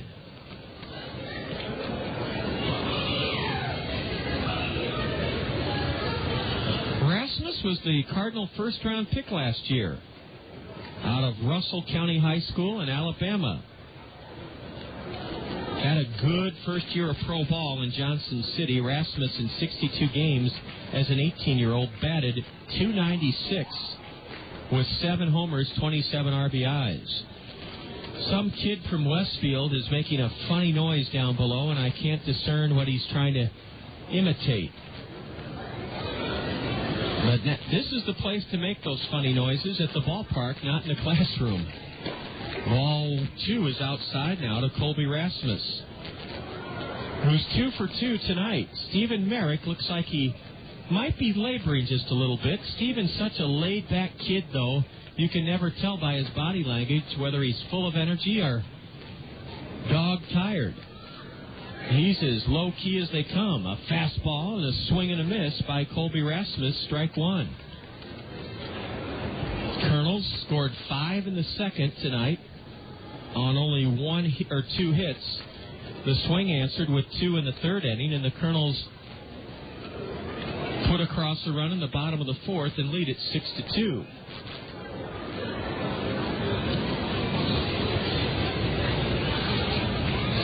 Now the runner, Daniel Nelson, has to put himself back together as he got some dirt shoved in underneath his belt buckle. We've all done that playing baseball, and got to get that dirt loose. Either send it down your pants or dig it out. A throw to first, and Daniel dives back safely. Daniel Nelson is a kid from Los Angeles. He's from Los Angeles Pierce College, switch hitter, and the Cardinals took him in the 13th round last year. He's 22 years old. He has a big lead at first. He's not running, and a swing and a miss by Colby Rasmus, strike two. The banked Iowa speed pitch indicator, the lower panel of the scoreboard in right center, indicated that Merrick ran that one up there at 90 miles an hour. The kids from Westfield are practicing Take Me Out to the Ball Game. They're going to be singing it a little bit later this evening. They're in the front row in their Westfield chorus white shirts. I'm still trying to find the culprit who's making that funny noise. Rasmus cranks the 2-pitch foul into the Colonel right field bullpen. Kids are very inventive. My younger brother, you know how you are in junior high. You're not quite a teenager, but you think you're a pretty big shot compared to an elementary school kid. Well, my brother, on a bird walk with his 8th grade science teacher, here's the 2-2, up and away, ball 3. My brother, Jim, in Alaska, had a great ability to imitate people and make sound effects, and he stood behind another kid and made the sound of a bird, and the science teacher thought it was a rare specimen that he'd never seen or heard before, and that's the honest-to-goodness truth. The 3-2, high and away. Stephen Merrick has walked the first 2 here in the 5th, and the Kernels are in a jam now. Kernan Ronan is paying a Mercy Medical Center heart-to-heart. He's going to have a Mercy Medical Center heart-to-heart visit to the mound. And, Luvita, we haven't had you tell our listeners about a Mercy Medical Center heart-to-heart conversation. It's sponsored by Mercy Medical Center. You owe it to yourself and the people who love you to find out what your risk of heart disease is with a $35 heart-to-heart screening from Mercy Medical Center. It's quick, easy, and convenient, and it could save your life. Just call Mercy today at 398-6821. Once again, call Mercy today at 398-6821. Thanks, Luvita. And Mercy Medical Center sponsored Kernan Ronan's heart-to-heart conversation with Stephen Merrick. Heart-to-heart conversation, heart-to-heart screening. A good baseball tie-in. A right-hander is starting to throw in the Colonel right field bullpen. Let's see if Stephen Merrick can get a pop-up strikeout or double play and quell this swing threat. Strike one on the outside corner to the catcher, Bryan Anderson. the Kernels have right-hander Rafael Cruz warming up in their bullpen. 2 on, nobody out for the swing here in the top of the 5th inning. The fastball is outside, 1-1 to left-handed hitting catcher Bryan Anderson. Halo happenings, results from around the Angel organization. We'll give those to you here in the top half of the 5th. A breaking pitch, a beauty, strike 2 called to Bryan Anderson. AAA Salt Lake up their record to 23-14 as they lost, actually. Their record dropped to 23-14 as they lost 6-0 in Des Moines to the I-Cubs yesterday. They won 2. Swing and a miss, and that was an 89-mile-an-hour fastball, according to the Bank Iowa Speed Pitch Indicator. Lower panel of the scoreboard in right center. Big strikeout by Stephen Merrick of left-handed hitting Bryan Anderson. Randy Roth, who has been robbed not once but twice of RBI hits tonight, now steps in. Heinle Stacia took a hit away from Roth on a fabulous play to end the swing first inning. Ball one high and in from Stephen Merrick to Roth, and then Brad Kuhn made a sensational grab in deep right center to take 2 runs away from the swing in the 3rd inning. Heinle Stacia comes into the backside of the slope to have a few words with his right-hander, Stephen Merrick. Heinle gives Stephen a quick tap with his glove on the hind side and trots back to his shortstop position. Randy Roth is a dangerous hitter. League leading 11 home runs, 32 RBIs, second only to our own Jordan Renz. 2 on, 1 out here in the 5th inning, 6-4 Kernels. A towering pop foul back of the plate evens the count 1-1.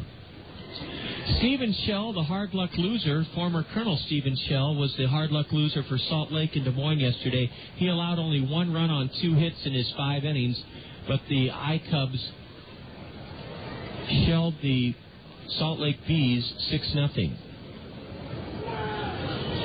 AA Arkansas won.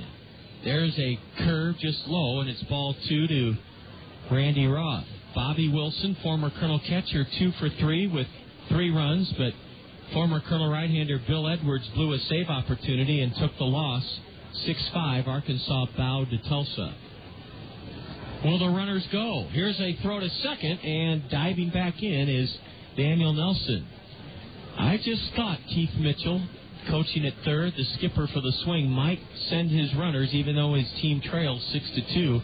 We're only in the top of the 5th inning. Are the runners going? Another throw to second. This one into center field. The runner will hold at second.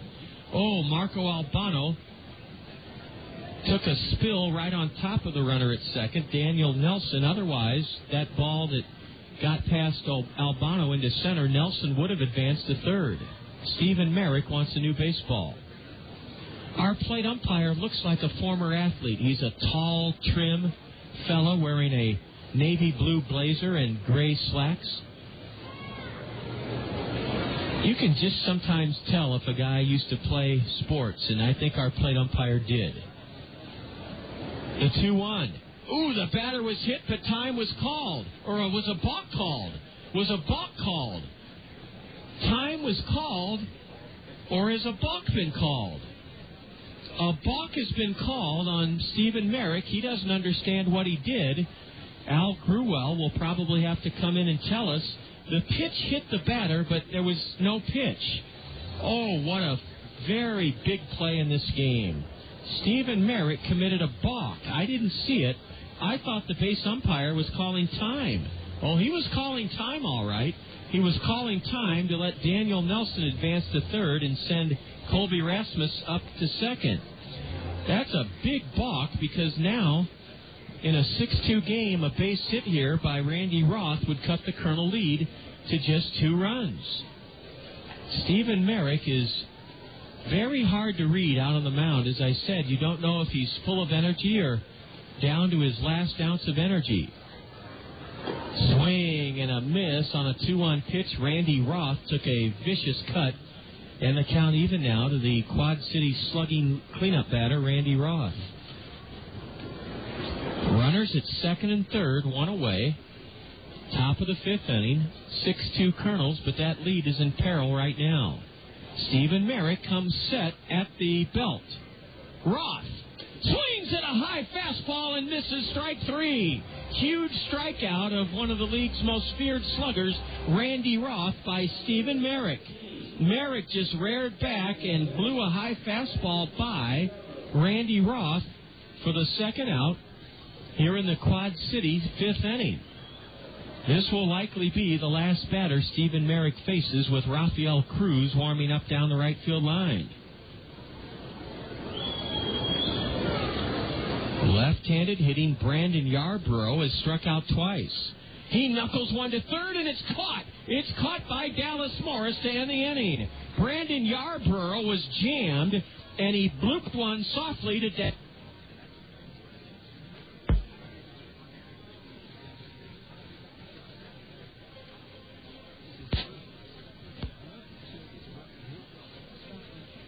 Top of the fifth inning. No hits, 2 walks, a balk.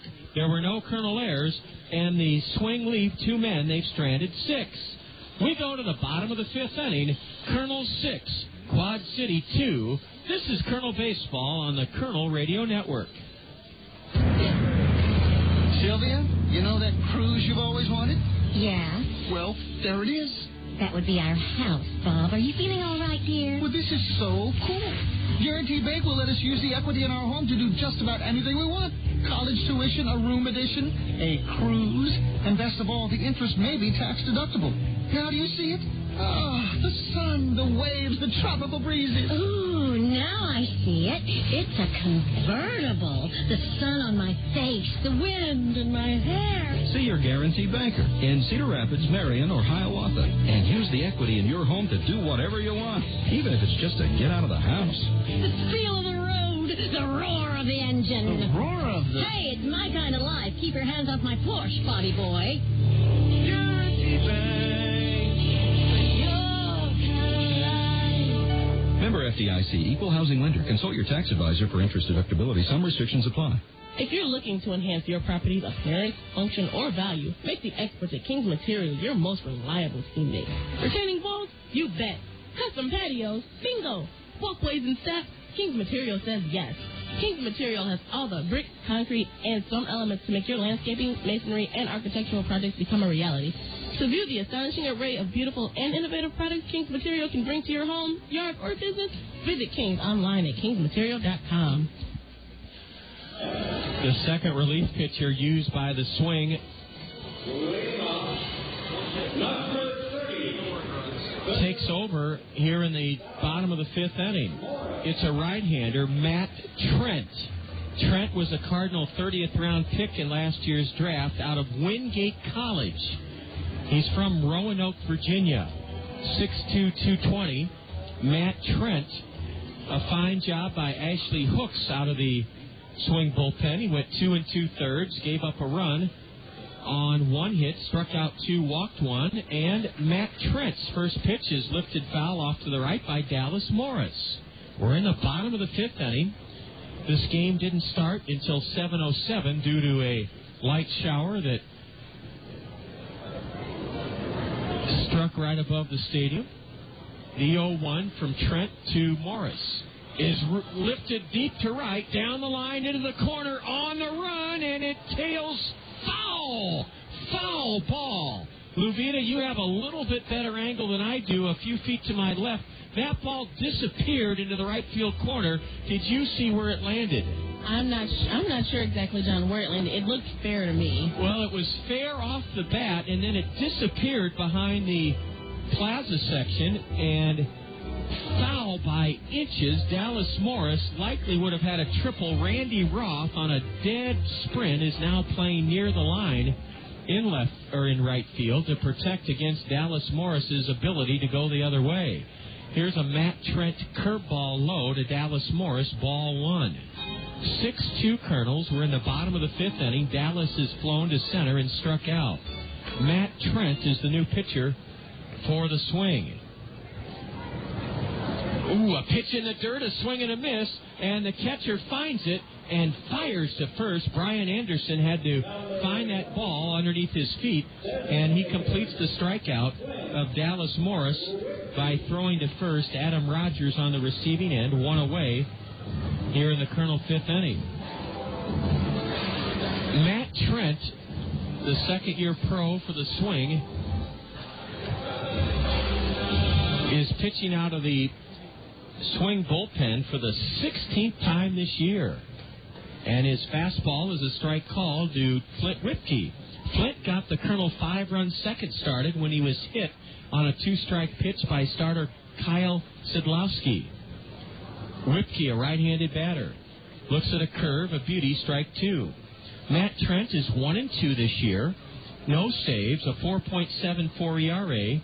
He's pitched 19 innings, surrendered 20 hits in 19 innings, fanned 25 in 19 innings, and walked 14. He gets Flint Whipke on a changeup in the dirt, and the first two Colonels have struck out here in the fifth inning. Let's see if Brett Martinez, who was hit by a pitch and scored in that Colonel 5-run second, can start a 2-out rally for the Colonels. It'll be interesting to see whether Stephen Merrick pitches the sixth inning or if the Colonels go with Rafael Cruz. Cruz was warming up earlier in the Colonel bullpen. Strike one to Brett Martinez. That's all that Matt Trent has thrown. He's working from the stretch, as a lot of modern-day relievers do, and his fastball at 91 miles an hour on the Bank Iowa speed pitch indicator is outside. Boy, Trent throws hard in that burnt orange hat and burnt orange jersey. Brett Martinez wallops one over the backstop, straight back and foul. It ricochets down below. Most of the folks from Westfield Elementary School are still here. A lot of them have made their way out onto the grass slope seating berm and are playing. Tumbling down the hillside. Breaking pitch, and that one is lifted foul down the right field line beyond the Papa John's Plaza bleachers. It's turned out to be a lovely night for baseball. The wind was really cranking in hard during that 30 minutes before the game when the showers came. But right after the cell moved over, the wind died down. It's perfectly calm here now. Brett takes high and in for ball 2. Tomorrow evening is a Fairfax State Savings Bank Money Wednesday. That means the first 750 of you Colonel fans will receive an envelope with cash in it up to $100 from Fairfax State Savings Bank. Gates open at 5:30, and you'll want to be among the first 750 to come through the gates tomorrow for the envelope from Fairfax State Savings Bank with cash in it. Ball 3 high to Martinez. Trent brings it, and a high pop foul over the backstop, chased by the catcher, Bryan Anderson, but you can hear it kerplop down on the roof behind home plate. We arrived home at 1:45 this morning from Clinton after that long 18-14 Lumber King win. The game took 3 hours and 47 minutes. Started an hour late. Quad City was rained out in Burlington. They were supposed to play a doubleheader. Strike 3 called to Brett Martinez on the inside corner, and Matt Trent strikes out the side in the Colonel fifth inning. The Colonels go in order on strikes. We head to the top of the sixth inning. The Springhouse Family Restaurant baseball trivia question comes your way next. After 5, Colonel 6, Quad City 2. You're enjoying Colonel Baseball on the Colonel Radio Network. Jumpstart your future with learning from Kirkwood Community College. No matter what your age or previous work experience, you have new opportunities as close as your phone. 398-5517. Kirkwood has hundreds of choices for career and technical programs. Kirkwood has financial aid and support options to help you succeed, and Kirkwood has locally based centers to help you balance work, family, and learning. Kirkwood is ready when you're ready. Call Kirkwood Admissions today. 398-5517. Kirkwood. Start here, go anywhere. Convenience and trust, two things all of us want. At Tri-State Travel, we offer both. It's convenient for you to make one call or one visit to our office for all your travel needs. A one-day tour, a cruise, a trip to Branson, to charter a motor coach. For 66 years, Tri-State Travel has been a name you can trust to provide quality products. Come see why you can trust us to provide the convenience you expect. Tri-State Travel now at our new location on 7th Street Southwest. When it comes to auto insurance, Westside Agency in Palo, your professional Pekin insurance agency, will make certain you're properly insured with the right coverages and deductibles. Westside Agency will tell you about the money-saving discounts from Pekin Insurance. Multi-car discount, good student discount, loss-free discount, 45-plus auto discount, auto home discount, low mileage discount. To see if you qualify for any of these auto discounts that will lower your premiums, visit Westside Agency in Palo. Here we go to the top of the sixth inning, and Stephen Merrick will stay out on the hill. Stephen pitched around a pair of leadoff walks and a balk in the fifth. A chopper to shallow third off the bat of Chris Gabriel. A wild throw by Dallas Morris, but coming off the bag to glove it and tag Gabriel out was Mark Trumbo. Chad Gabriel bounced the first pitch to shallow third. Dallas Morris rushed in, gloved it at his shoe tops, and then his throw tailed away from Mark Trumbo to the home plate side of the bag, but Mark tagged out Chad Gabriel, one away here in the sixth inning. If you've been one of our previous 15 Springhouse Family Restaurant Baseball Trivia Question winners, that's great. Please play along wherever you're tuned in this evening, but don't call in, as we want to have a new winner all spring and summer long for all 70 home games, a $5 gift certificate to the Springhouse.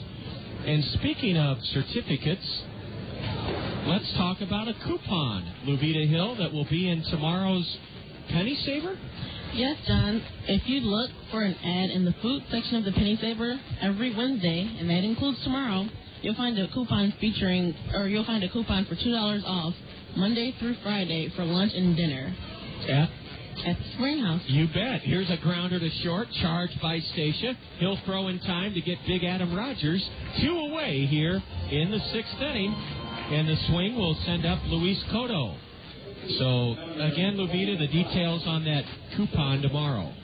Every Wednesday in the food section of the Penny Saver, you can find a coupon for $2 off Monday through Friday, only lunch and dinner for the Springhouse.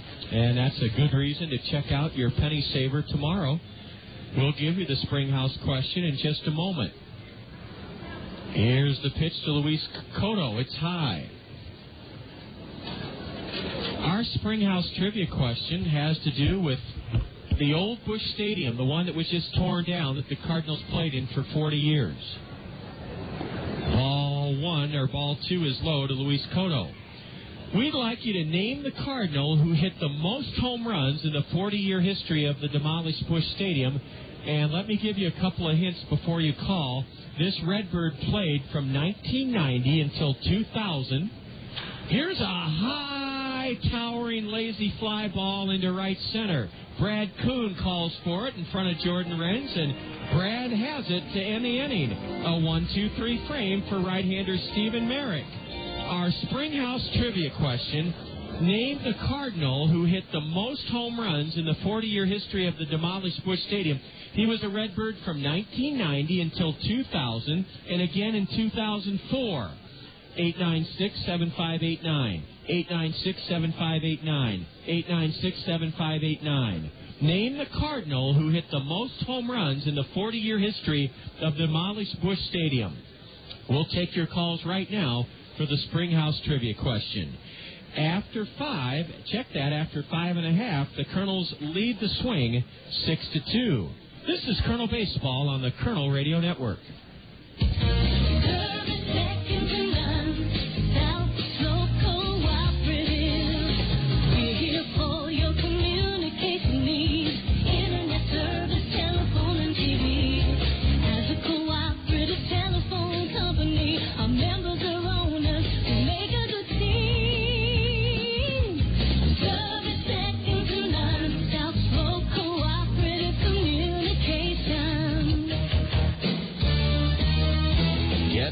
for summer and beat high gas prices with a pre-owned vehicle from Randy Keel Honda.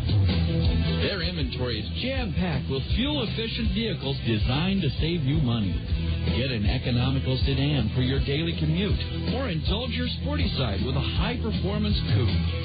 Randy Keel Honda carries a large selection of Honda certified pre-owned vehicles, backed by a 12-month, 12,000-mile comprehensive warranty and 7-year, 100,000-mile powertrain warranty. Need to haul the entire family? For a limited time, you can get special financing on Honda certified pre-owned Odyssey. Whatever your driving needs, Randy Keel Honda has the vehicle for you. Visit Randy Keel Honda on Centerpoint Road Northeast or online at randykeel.com. Randy Keel Honda, where they treat you right.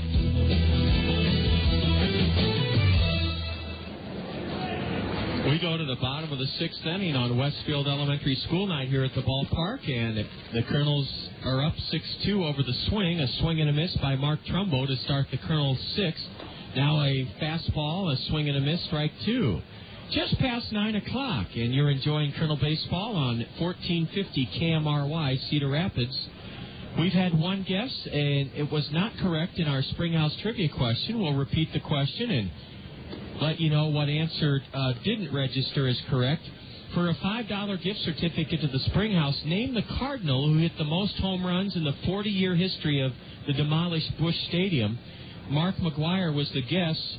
That's incorrect. Here's Trumbo trying to hold up on a pitch in the dirt, and he did or didn't. He did not, according to the base umpire. Mark Trumbo is called out, and he's out swinging. 4 strikeouts in succession by Matt Trent. Name the Cardinal who hit the most home runs in the 40-year history of the demolished Busch Stadium. That's the Springhouse trivia question. To reach us here in the press box with your answer, 896-7589. 896-7589. This left-handed batter came up through the Cardinal system, played for the Redbirds from 1990 until 2000 and also in 2004, not Mark McGuire. And we've eliminated another possibility. Who did they guess? Lubita, is he on that list? Here's a ground ball to the right side. It's through for Marco Albano. It's not Jim Edmonds. Marco Albano is singled through the right side. 1 on, 1 out for the Kernels. And we have a winner in our Springhouse trivia question. 2 great guesses, Mark McGuire and Jim Edmonds. The hint was... Oh, no, it is not Ted Simmons. Now, the hint is the part our great fans are missing. Of course, Ted Simmons didn't play for the Cardinals from 1990 to 2000. Neither did Mark McGuire, neither did Jim Edmonds. This Redbird hit the most home runs in the 40-year history of the demolished Busch Stadium. He came up through the Cardinal system, left-handed batter, very quiet guy, batted in front of Mark McGuire in his record-setting year. In fact, he hit 31 home runs in Mark McGuire's record-setting year of 1998. And the phone keeps ringing for the Springhouse trivia question. Not Mark McGuire, not Jim Edmonds, not Ted Simmons, not J.D. Drew. Swing and a miss by the batter, Stantrell Smith, and he's in the hole 0-2. A lot of Cardinal fans out there. We'll keep telling you who is not the Cardinal to hit the most home runs in the 40-year history of Busch Stadium. Not Mark McGuire, not Jim Edmonds, not Albert Pujols, not Ted Simmons, not George Hendrick. Here's a curve, and it's low, and stealing second without a play, Marco Albano. Not Joe Torre, not Lou Brock, not Ron Gant, not George Hendrick. Let's see who it is. The phone keeps ringing. And I think we may have a correct answer. No, not a correct answer yet to our Springhouse trivia question. Who was the guest, Luvita? No, not Andy Van Slyke. Here's strike 3 called on a curve. Stantrell Smith is gone. And let's see if we can give a few more hints. Name the Cardinal who hit the most home runs in the 40-year history of the demolished Busch Stadium. Great guesses. Andy Van Slyke, J.D. Drew, Ted Simmons, Albert Pujols, Jim Edmonds, Mark McGuire. None of them hit more than this left-handed batter who lifted his front leg high off the ground and was very quiet. He was a teammate of Bernard Gilkey's in the 90s. He left the Cardinals briefly to go to San Diego, then came back as a Redbird in 2004. His initials are RL. His initials are RL. That might help all you great listeners who have called in for the Springhouse Trivia question. There's ball one high to Hindley Stacia. 896-7589. 896-7589. 896-7589, the number to call with your answer to the Springhouse Trivia question. Albano at second. Strike one to Hindley. And we do have a correct answer to our Springhouse Trivia question. That's great news. We're going to take the caller's name and address. Terrific answers from everyone who called in tonight. The question stumped me. I couldn't name the Cardinal who hit the most home runs in the 40-year history of the demolished Busch Stadium. I guessed all the folks that you great listeners did. Edmonds, McGuire, Pujols, Simmons, Hendrick, Drew, Brock, Torrey, Gant, Van Slyke. But we'll give you the answer that our winning caller has come through with in just a few moments.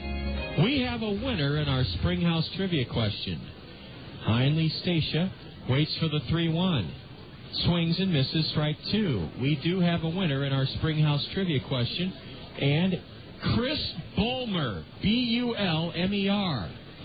Levita, let's get you back on for a moment. This was not an easy question, and all the callers that called had very logical answers. The men they listed were all on the list of the top home run hitters at Busch Stadium. You recognize some of the names that were called in, don't you? Yes, I do. John, I recognize Ted Simmons and Jim Edmonds. Yes, and I think they also guessed Mark McGuire. Yes, and J.D. Drew. Yes, and Andy Van Slyke. And the name of our winner again? Chris Bulmer, B-U-L-M-E-R. Luvita, without the drum roll, first the 3-2 pitch to Stacia. Ground ball, slap foul, pass first. What Redbird hit the most home runs in the 40-year history of the demolished Busch Memorial Stadium? That would be Ray Langford. Yes. How many did Ray hit? Ray Langford hit 122. And our winner was again? Chris Bulmer. Chris, congratulations. That was a very tough Springhouse Trivia question. And Luvita, thanks for answering all those many calls that always result from the Springhouse Trivia question. Yes, Ray Langford hit the most home runs of any Cardinal in Busch Stadium history. Here's the 3-2 pitch to Stacia. A let up, and Hindley fouls it straight back. We're in the bottom of the sixth inning. The Kernels are ahead of the Swings, 6-2. Have Marco Albano at second with 2 away. Hindley Stacia, nothing for 2 tonight. He walked his last time up, a switch hitter batting left. And I want to credit my good friend Tom Kelly, a season ticket holder who works at General Mills, for giving me that question. Here's a ground ball to second. Looking into his mitt, Daniel Nelson, and on to first. Hindley Stacia has a terrific at-bat, but winds up grounding out to second to end the Kernels' sixth inning. No runs for the Kernels in the sixth. 1 hit. There were no swing errors. The Kernels leave 1 man aboard and have stranded 4. After 6, Kernels 5, Quad City 2. Check that. After 6, Kernels 6, Quad City 2. You're enjoying Kernel Baseball on the Kernel Radio Network. The next time you catch yourself about ready to throw away a glass jar or glass bottle, stop. Glass jars and bottles are recyclable. Simply rinse out your glass, put the lids in your blue recycling box, and place the glass items in a plastic container. A plastic bucket or small plastic wastebasket will do just fine. Use 1 plastic container for clear glass and a second separate container for colored glass. Set your plastic container or containers with your glass in them next to your blue recycling box for curbside collection.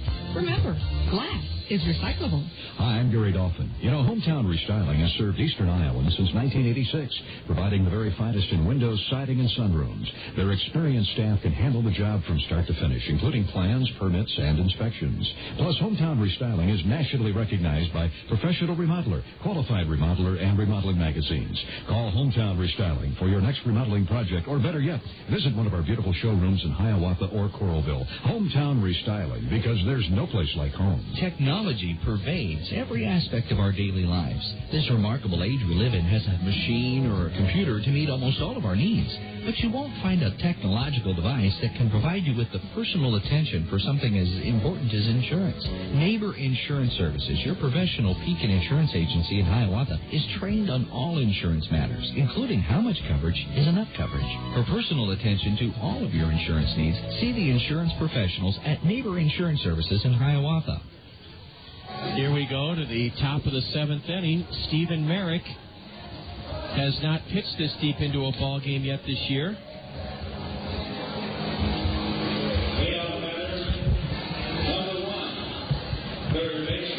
Stephen will start this 7th inning and face Casey Roulette, the number 9 hitter for the Swing.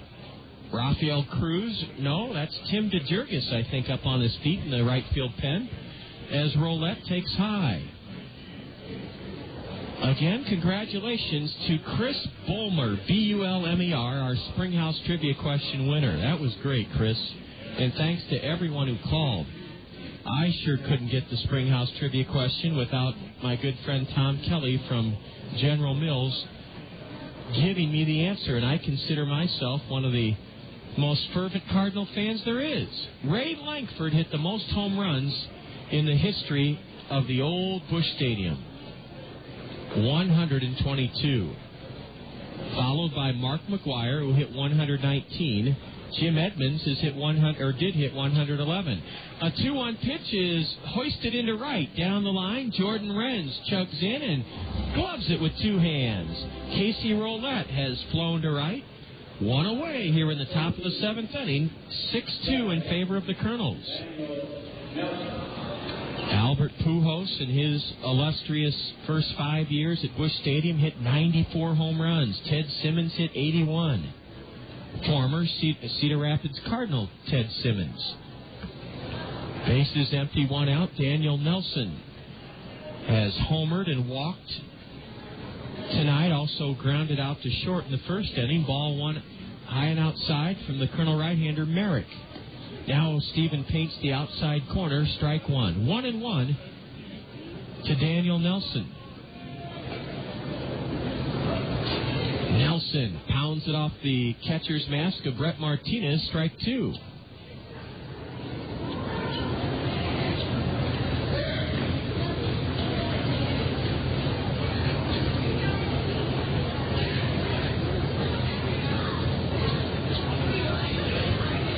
Hits are even at 5 apiece. Each team has made an error.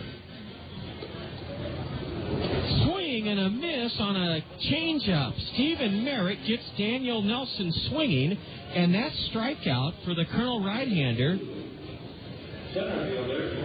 Colby is his 7th of the evening. 7 strikeouts for Stephen Merrick.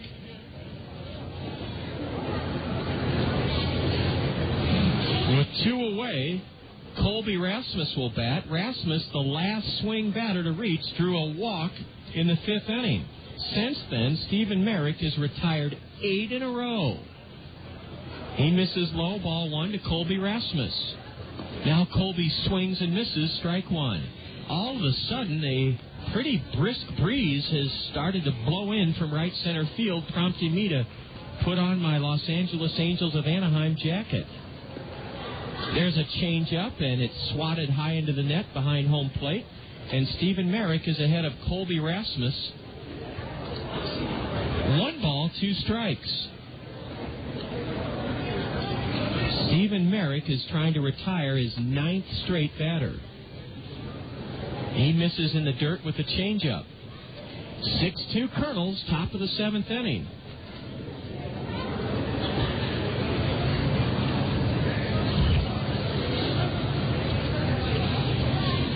Kuhn is shifted way around into left center for the Kernels. Ball 3. 0-3, a fastball just outside.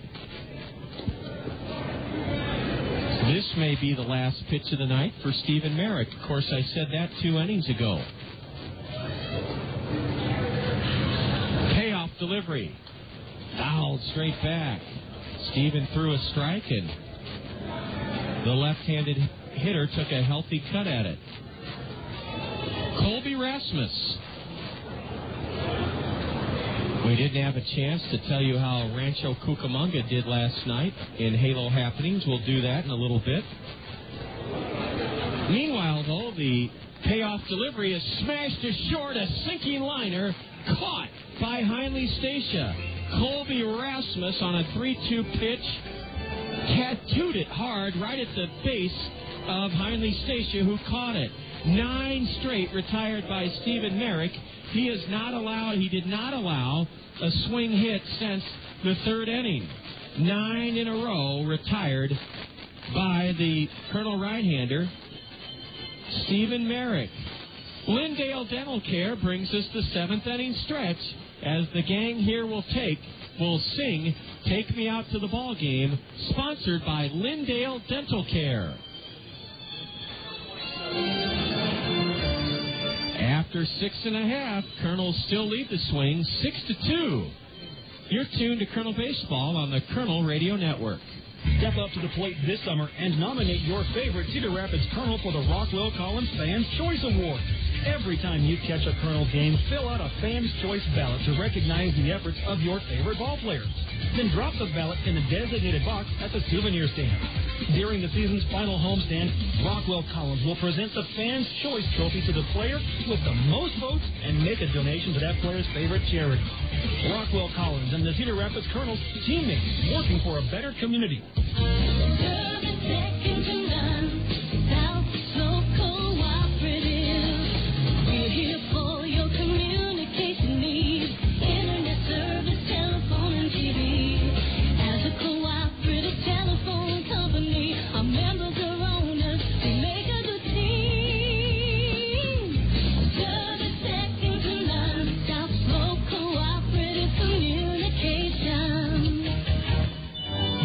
Hard, and you're finally your own boss. As a business owner, you may not want to hear the word liability, but it comes with the territory. Smart business owners protect their investments with a business owner's policy from Neighbor Insurance Services, your professional Pekin insurance agency in Hiawatha. Neighbor Insurance Services can show you how to secure the right amount of protection for your business at affordable rates. Your business is important. See Neighbor Insurance Services in Hiawatha for business owners insurance. The third relief pitcher to be summoned into the game by the Swing of the Quad Cities is Jason Cairns, C-A-I-R-N-S. Cairns is a right-hander out of Central Michigan University. High draft pick by the Cardinals last year, 8th-round pick. Cairns was 0-3 with a 2.65 ERA in his rookie year last year with the Swing of the Quad Cities. He had 8 saves. Jason Cairns, C-A-I-R-N-S, 6'4", 220. Matt Trent blanked the Kernels in 2 innings on 1 hit, struck out 5, walked none. Jason Cairns' first pitch to Brad Kuhn is low, ball 1. Kernels lead it here in the 7th inning, 6-2, and have Tim DeJurgis warming up in the bullpen. Ball 2 low and in from Cairns. Stephen Merrick will likely be lifted, having gone 7 innings and allowed only 2 runs on 5 hits. None since the 3rd inning. The 2-0 to Kuhn is over but low, ball 3. Stephen Merrick struck out 7 and walked 2. We have a look at the State Farm Major League scoreboard pending, including some finals. Luvita Hill is getting that information all tied together. 6-2, bottom of the 7th, and a strike is in to Brad Kuhn. Now strike 2 from the right-hander, Jason Cairns. Tim DeJurgis looks like he's set to take over in this game in the top of the 8th inning. Brad walks, a 3-2 pitch from the swing right-hander, missed low, and Brad Kuhn is drawn a leadoff walk here in the 7th. State Farm Insurance agents Brad Dunn, Dale Thompson, Gary Schubat, and Al Shetler are proud to bring us this look at the State Farm Major League scoreboard. And, Luvita, we do have some finals. Let's start in the American League. Well, John, at Jacobs Field, the Indians did win against the Royals 6-4. That is the final score. And at Comerica Park, the Tigers and Twins, Tigers had it 7-4, and that is the final also, John. Strike one is into Jordan Renz from Jason Cairns. Throw to first. Kuhn was leaning. He just got back. At Camden Yards, the Orioles have it against the Red Sox 6-5. I'm sorry, Red Sox have that one 6-5 in the top of the 9th. At Yankee Stadium, it's all tied up. Yankees and Rangers 12 up at the top of the 7th. 12-12 in the 7th. 12-12 in the top of the 7th. Now that's a lot of runs. We thought we did have a lot of runs last. There goes the runner. A strike to Renz, and Kuhn dives in hand first with his second stolen base of the game. Brad Kuhn swipes second. He beat the throw easily from Bryan Anderson. And Brad is at second with nobody out as Jordan Renz took strike 2 called.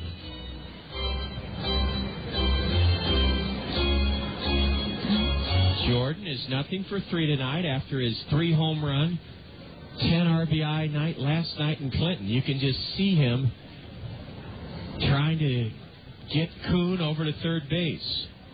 A fastball outside and his ball 1. Well, let's continue, Levita, in the American League. At Tropicana Field, at the top of the 8th, the Devil Rays lead the White Sox 10-7. At the Coliseum, the A's and Mariners, in the top of the 1st, score is still 0-0. And at Angel Stadium, our parent club, the Los Angeles Angels of Anaheim, against the Blue Jays, the score is still 0-0, and that is in the top of the 1st. Those games are just underway in Oakland and Orange County. Thank you, Levita. We'll get to the National League in a moment. A curve, ball 2 to Renz. Kuhn's at second with nobody out here in the 7th inning. Cairns brings it.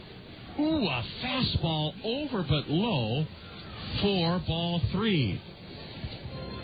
Yeah, Luvita, you just take your time there. You've done great, and I know this is a learning process for you, and that's what the minor leagues are all about, is training and learning and growing, and you've done a great job with the State Farm Major League scoreboard, and we'll get to that National League whenever you get your numbers penciled in there. Here's the payoff pitch to Renz.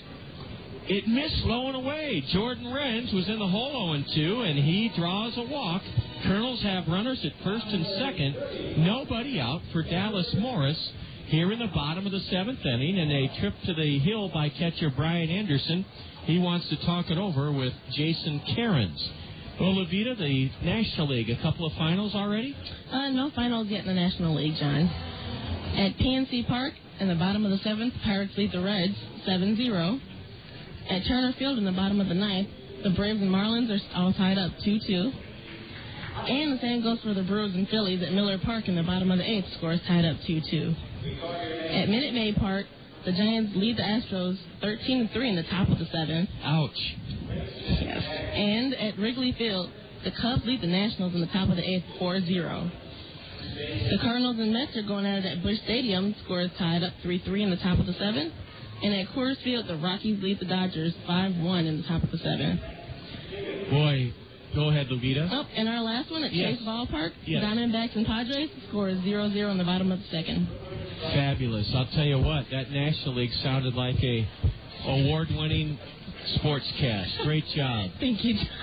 Great job, Levita. You're up to speed now on the State Farm Major League scoreboard, brought to you by State Farm Insurance agents Dale Thompson, Al Shetler, Gary Schubat, and Brad Dunn. A visit to the hill by Brian Eversgerd, the swing pitching coach. He's back in the third base dugout. The first pitch to Dallas Morris is a change-up and a swing and a miss. Dallas has flown to center and struck out twice.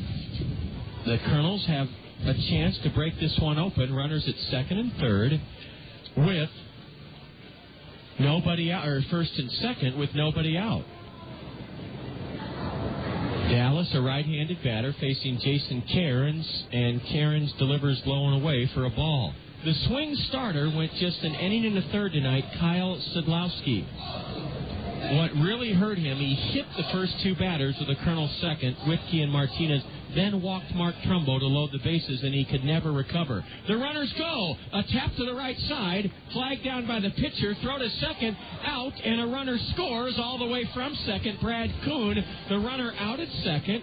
Dallas Morris, with Kuhn running, bounced it to second, or bounced it towards second. The pitcher leaped it up and stabbed it, and then Cairns whirled and threw to the shortstop. And the shortstop, Luis Cotto, caught it for the force out of Renz. That play went 1-6. And as Cotto was trying to deliver it to first, trying to get a double play, his throw hit the batting helmet. His throw hit the batting helmet of Renz. Now a swing and a miss by Whitkey. And Kuhn never broke stride. So that's an RBI, fielder's choice, ground out by Dallas Morris. The play went 1-6 for the force of Renz. Morris reaches on the fielder's choice. He's at first with one out. It's 7-2 Kernels. And a strike in to Flint Whitkey puts him in the hole 0-2. Again, Dallas Morris reaches on a fielder's choice, drives home his 15th run of the year, and gives the Kernels a 7-2 lead here in the seventh inning. The 0-2, instead of throw to first, and Dallas Morris had to belly flop back in. Jason Cairns is 1-1 this year, a 3.86 ERA. He's working for the 13th time. Cairns comes set, throws to first, and Dallas Morris returns safely.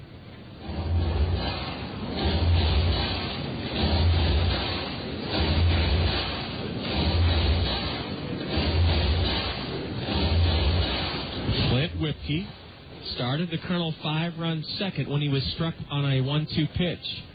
He takes low and away for a ball. Flint is hitting .279, 1 homer, 11 RBIs.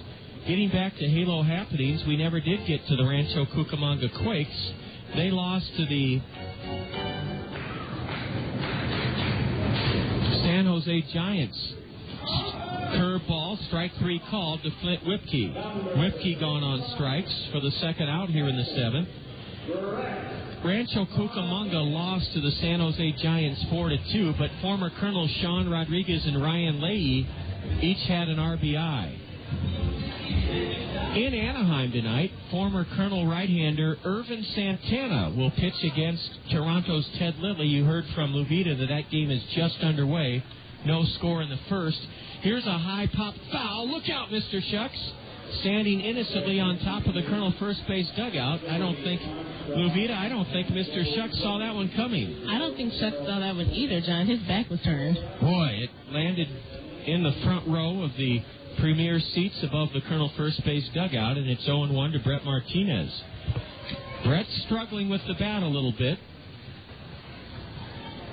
There goes the runner, and a bouncer to third. It's gloved there by Casey Roulette, and on to first. Brett Martinez chops out to third to end the Colonel's seventh inning. In the seventh, no runs for the Colonels. Boy, John, you've got to stay on it a little better. 1 run for the Colonels in the seventh on no hits. There were no swing errors, and the Colonels leave 1 man aboard and have stranded 5. We'll have a U.S. Cellular call to the Colonel bullpen to tell you about when the swing bat in the 8th inning. After 7, it's the Colonels leading Quad City 7-2. This is Colonel Baseball on the Colonel Radio Network. Now pitching the Colonels. Cedar Rapids Rapids' oldest wholesale greenhouse is also Cedar Rapids' full-service landscaping and lawn care center. Cedar Rapids Greenhouses has been serving Eastern Iowans for 50 years at the corner of Johnson Avenue and Edgewood Road, behind Guppy's on the Go. Cedar Rapids Greenhouses has a full line of trees and shrubs like magnolias, maples, and lilacs. And for a limited time, buy any potted tree and Cedar Rapids Greenhouses will deliver and plant it free. If you're searching for the right beautification project, let the trained landscape designers at Cedar Rapids Greenhouses help you create a unique plan for your home. From retaining walls to ponds, waterfalls, and fountains, they'll work within your budget and taste, and they do free estimates. Lawn care featuring mowing, fertilization, seeding, sodding, aeration, dethatching, maintenance, and cleanup are all done with care and precision. For the highest quality and low prices, see the difference at Cedar Rapids Greenhouses, Eastern Iowa's full-service landscapers at the corner of Johnson Avenue and Edgewood Road. Hi, I'm Phil Andrews, your local Pekin insurance agent at Andrews Insurance in Cedar Rapids. I'd like to introduce you to an easy-to-understand, affordable life insurance plan with great benefits. It's simplified issue whole life from Pekin Insurance. The plan requires no medical exam, has guaranteed rates for life, and a guaranteed cash value. Life insurance made simple and affordable from Pekin Insurance. To learn more, contact me, Phil Andrews, at Andrews Insurance. Top of the eighth, and a brilliant effort by Colonel starter Stephen Merrick. He goes 7 innings, surrendered 2 runs on only 5 hits. 3 of them came in the 3rd inning. Merrick wound up retiring the final 9 batters he faced, allowed 2 runs in 7 innings on 5 hits, struck out 7, walked 2. 7-2 Kernels. A U.S. Cellular call to the Colonel bullpen brings in Tim DeJurgis. Get your wireless relief with Call Me Minutes only from U.S. Cellular. Heart of the order to face Tim DeJurgis for the swing, starting with Bryan Anderson. Here's a curve. It's a strike called from Tim DeJurgis. 0-1 this year with a 2.42 ERA. Tim is on for the 12th time out of the Colonel bullpen. Tall right-hander. And his fastball is lifted foul off to the left, strike 2. Bryan Anderson had one of the 5 hits for the swing against the Colonel departed starter, Stephen Merrick. We'll be eager to hear the attendance, sponsored, of course, by Ahern Plumbing and Heating. That wind, which was blowing in briskly last half inning, is now subsided, so I don't know where that came from. DeJurgis' 1-2 is hoisted foul onto the grass slope seating berm. A little fellow with his cap tried to catch it, and he winds up getting it on the rebound, I think, as he fights over it with another kid. Wouldn't want to be in the middle of that tussle, I'll tell you that.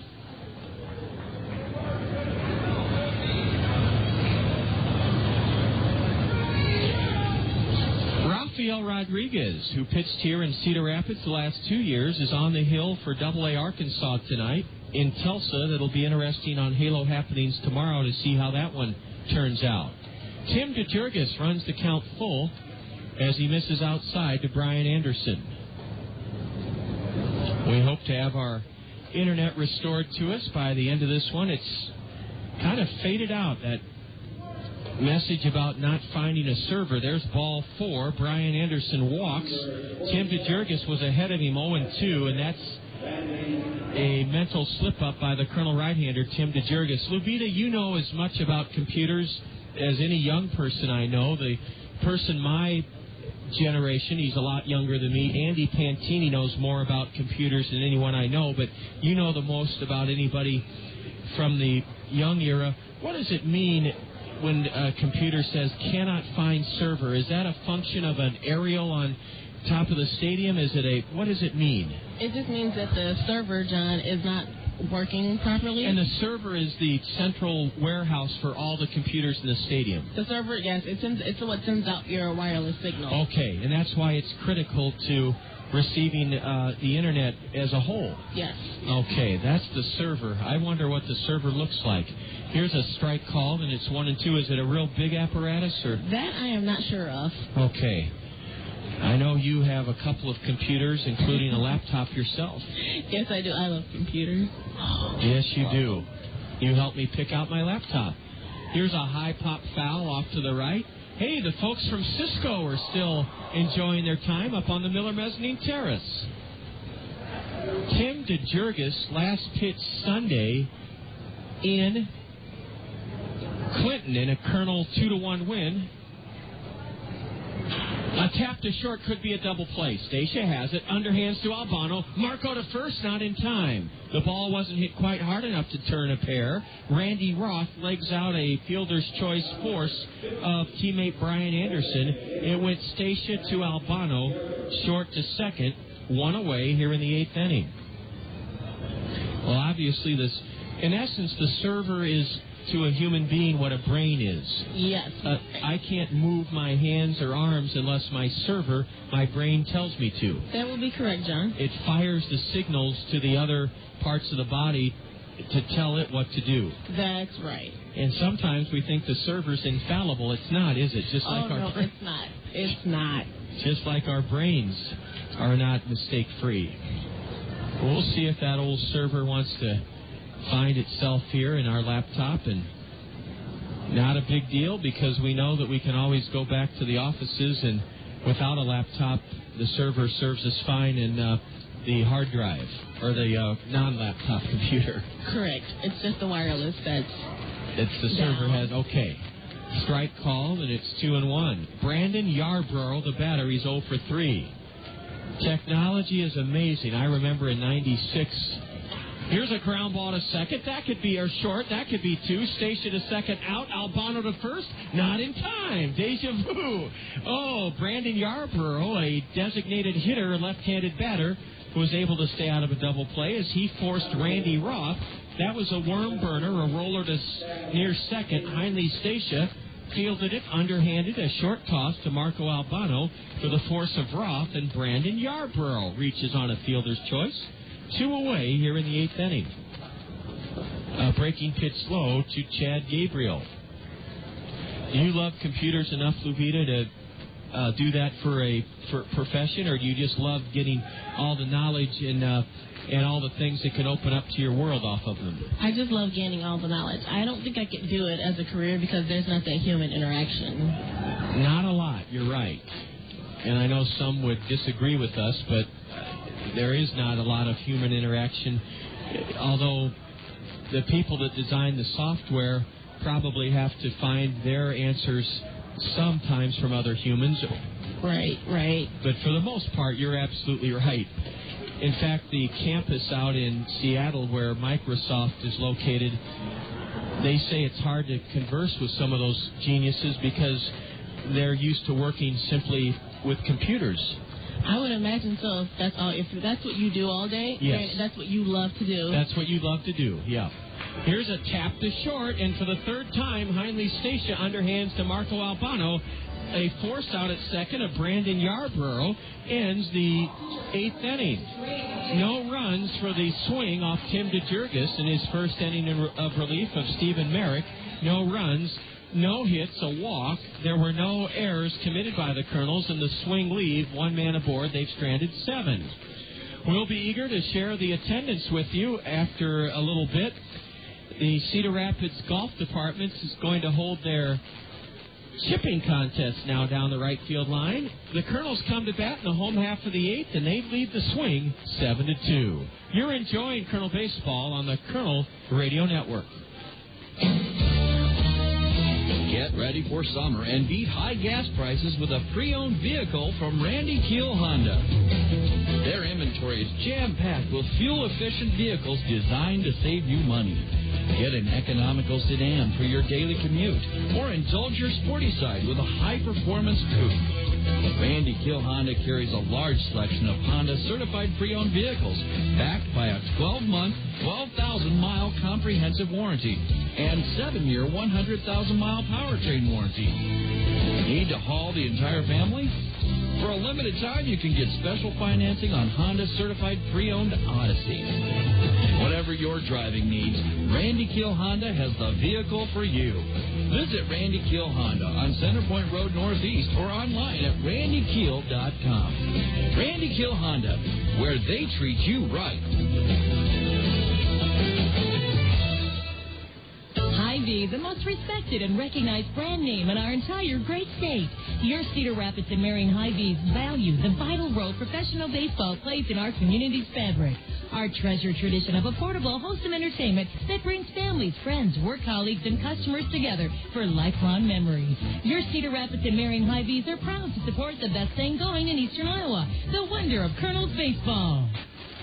A new hurler for the Swing. That's their fourth relief pitcher, Bryan Stitt, S-T-I-T-T. He used to be with the Wisconsin Timber Rattlers as a member of the Seattle Mariner organization. Jason Cairns pitched one inning, gave the Kernels one run on no hits, struck out one, walked two. Bryan Stitt is on in relief now for the Swing here in the bottom of the eighth inning. And he'll face the lower third of the Kernel order. Trumbo, Albano, and Smith. 7-2 Kernels. Mark takes a healthy cut and rolls it foul behind home plate.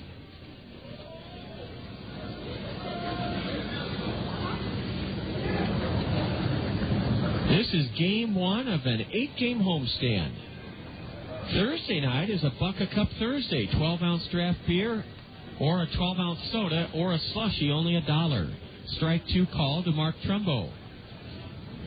Bottled water and bottled soda are only $2 on Thursday night. Game starts at 6:30. It's a Buck a Cup Thursday. Mark Trumbo slices a high fly ball down the right field line, and it finds its way into the Papa John's Plaza. 0-2 to Mark Trumbo. We're in the bottom of the eighth inning, and the Kernels have not had a hit since Marco Albano's one-out single back in the sixth inning. 5 hits total for the Kernels, 5 for the visiting Swing. Kernel record is 9-6 here at home this year. Bryan Stitt's delivery is fouled straight back as Mark Trumbo continues to battle in this 0-2 hole.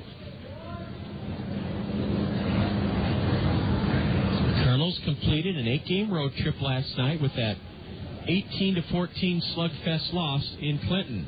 Trumbo's jammed, and he rolls it foul outside first. Mark checks his white ash bat to make sure he didn't break it. Mark will be up and early tomorrow to help our cause in the Toyota Financial Services, Cedar Rapids Gazette, Culver's Frozen Custard and Butterburger, Bloomsbury Farm summer reading program. We're going to visit 2 schools tomorrow morning. Swing and a miss by Mark as a pitch ran away from him. Mark Trumbo down on strikes, 1 out here in the 8th inning. Second baseman, Marco. Bryan Stitt, a right-hander, is pitching for only the 3rd time this year for the Swing. He has 2 saves. No record, a 3.38 ERA. We haven't had a chance to tell you since the pregame about an exciting event that you still have time to sign up for. Here's a base hit into right by Marco Albano. He's 3 for 4. Marco Albano, with his 3rd hit of the night, is aboard with the 6th Kernel hit of the evening. 1 on, 1 out. And here's Stantrell Smith. He has the key blow in this game. Stantrell, with the bases loaded, back in the 2nd inning, rifled a shot into right center over the head of Colby Rasmus. Stantrell drove in. Martinez, Trumbo, and Albano. He wound up circling the bases. They credit him with a 3-run triple as the relay throw to the second baseman, Daniel Nelson, was mishandled, and Stantrell also singled and scored in the 4th inning. Ball 1 low to Smith. Our annual Golf with the Kernels outing is a week from tomorrow, Lupita.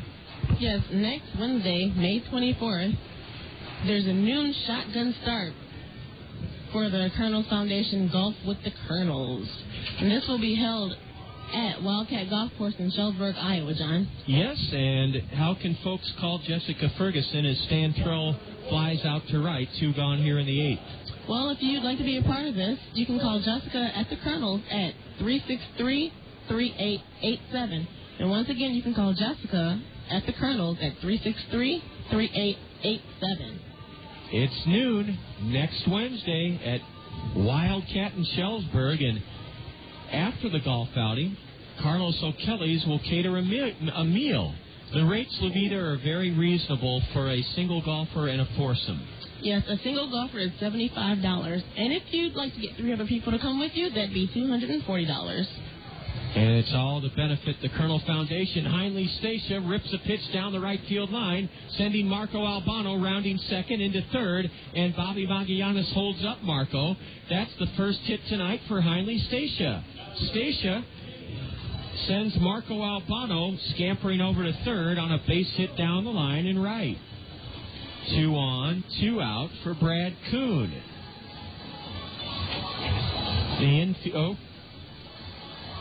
Yes. I don't know why the swing infield is being... For a moment, it looked like they were coming in for a play at the plate, but with 2 out, no reason to do that. First and third, 2 away. The third baseman, Casey Roulette, is playing well off the line at third, and even with the bag, he's about 15 feet off the line is Casey Roulette. Brad Kuhn has driven in a run and scored a run tonight. Look out, a swing and a foul straight back here. The reason I said look out is that one looked like it was headed right into our booth. Yes, Don, and your window's open. Yes, wide open. Brad Kuhn, left-handed batter. Waits for the 0-1 from Bryan Stitt and takes it low and in. We'd love to have you sign up for the golf outing with the Kernels. You'll get paired up with Kernel players or coaches at Wildcat Golf Course in Schellsburg on Wednesday the 24th. Tee time? Tee time is noon. That's right. 2-1 now to Brad.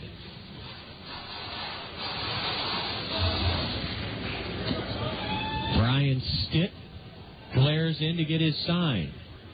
Now the right-hander pauses.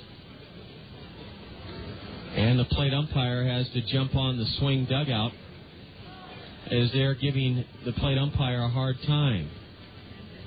And there's no place for that when these independent umpires are helping everyone during this labor strife. A strike is called. It's 2-2 to Kuhn. The umpiring at this level has been outstanding, and we hope the strike is settled soon, but no breakthrough seems to be imminent. Here's a swing and a miss by Brad Kuhn to end the inning. No runs in the 8th for the Kernels, 2 hits. There were no swing errors. The Kernels strand a pair and have left 7. This game moves to the top of the 9th inning. The Kernels trying to start the 8-game homestand with a victory. Lead Quad City 7-2. You're enjoying Kernel Baseball on the Kernel Radio Network. The hottest feature in beautiful Veterans Memorial Stadium is the coolest place. It's the Whirling Waters Home Run Hot Tub. How can you and your friends relax and splash it up from the most coveted spot at the ballpark? Simply register at Center. Kernel players were doing. I did not see that done. That's all right. They were thanking the crowd of 1,799 for coming this evening on the LED video board. Luvita is standing by to help us with the State Farm Major League scoreboard. Hopefully Tim DeJurgis can make quick work of the swing in the bottom or in the top of the 9th inning. It's 7-2 Kernels. And Tim DeJurgis, who came on and walked the leadoff batter in the 8th, but then got the next 3 swing batters to hit into force outs, shortstop to second, will try to help the Kernels maintain their 5-run lead. The Kernels have out-hit the swing 7-5. Each club has made the swing have made 2 errors. The Kernels have made 1 error. And a right-hander is up in the Kernel bullpen just in case Tim runs into any trouble. Ryan Aldridge. 1,799. Hey, they've got Metro Studios has found the broadcast booth. Luvita, and they see me in my red Kernel jacket, or red Angel jacket, and that's pretty neat that Metro Studios was able to hone in on the Kernel broadcast booth. I didn't know that was coming. That is pretty cool. They're really random with it. Oh, they'll catch you on a U.S. cellular phone call. They'll catch you kissing your girlfriend or wife with Kiss Cam from the dental center. They'll find you just about up to anything. That is some job that Metro Studios does with those cameras. They're all over the place. Luvita, could you describe what a gal about halfway up the third base stands is wrapped up in? She's the one of just a few people, and it's pretty easy to spot her because of that pink color. Let's see. She's in the third base stands about halfway up in the section, the next to last red section. John, she appears to be wrapped in a oversized pink jacket. That's what that appears to be from here. Boy, oh boy. I didn't know it gotten that cool. It's 63 degrees. But yes, that gal is all bundled up in look like a pink blanket, but it is a pink jacket. It looks like a pink jacket. I can see sleeves. Yes. That's the way to stay warm. It looks warm. 2-2 the count to Adam Rogers. Curve and a strike three call. Tim DeJurgis records his first strikeout, and this is second inning of relief. And Rogers barks at the plate umpire. He's had now Keith Mitchell is yelling in, the third base manager at third base. I'll tell you what, you just have to hold your temper and call upon your patience. These independent umpires. Now, wait a minute. DeJurgis was into his windup, and the plate umpire called time. These independent umpires are doing everybody a great service by stepping in while baseball management and the umpires union are able to come to an agreement that's amicable to both sides. And in the meantime, we wouldn't be playing if these independent umpires weren't willing to help the game. A swing and a miss by Luis Cotto. Now ball one low and away. We're in the top of the ninth inning. Stephen Merrick has a chance with the help of Tim DeJurgis to run his record to 4-1. Swing and a miss by Cotto, strike two. The pitchers of record are the starters, Stephen Merrick for the Kernels and Kyle Sadlowski for the Swing.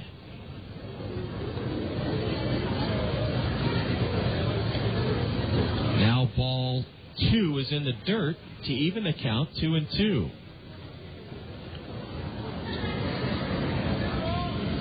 1,799 here tonight. And ball three taken outside.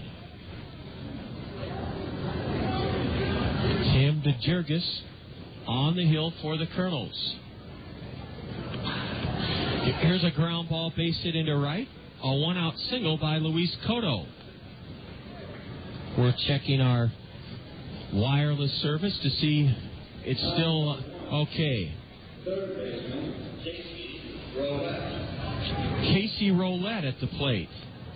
Nothing for three tonight.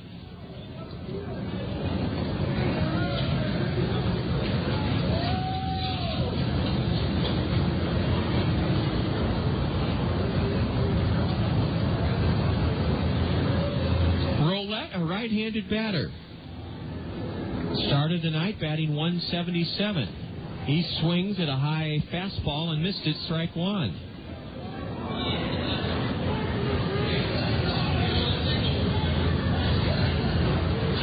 A drive foul over the head of Ryan Aldridge warming up in the Colonel bullpen. And it snowballs two strikes to the right-handed batter. Top of the ninth inning here at Veterans Memorial Stadium, 7-2 Kernels. They scored 5 in the second, chased the swing starter, and have not looked back since. Ball one wasted high and outside to Casey Roulette, the right-handed batter.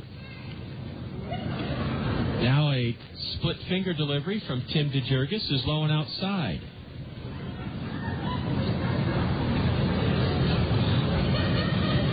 Here's the 2-2.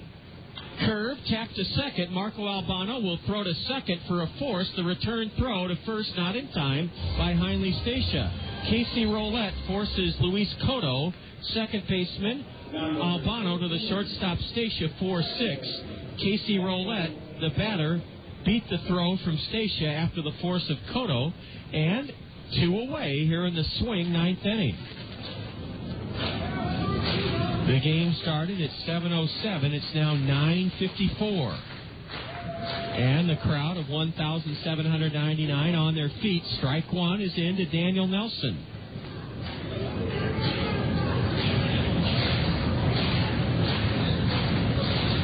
Swing and a foul. Strike two. Tim DeJurgis gets ahead. No balls, 2 strikes.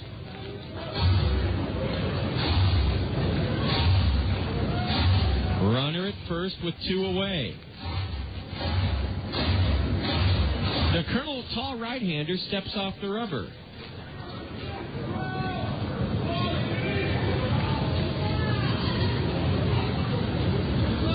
The Colonels don't hold Casey Roulette.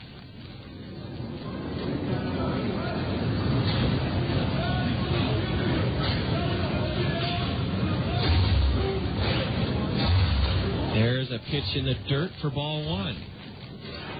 Nelson takes ball 2 low and in. A Colonel win would pull the ball club to within a game of 500 at 19-20. DeJurgis on the 2-2.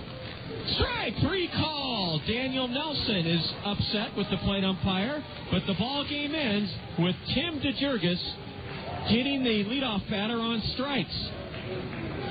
Strike 3 called to Daniel Nelson. He's upset with the independent umpire. And I know it's a whole different game when you're on the winning side, but I thought the umpires did a very, very good job here this evening. So did the Colonels. Getting off to a positive start on this 8-game homestand, the Colonels whipped the swing 7-2. We'll have the totals, highlights, and more next on the Colonel Curtain Call here on the Colonel Radio Network.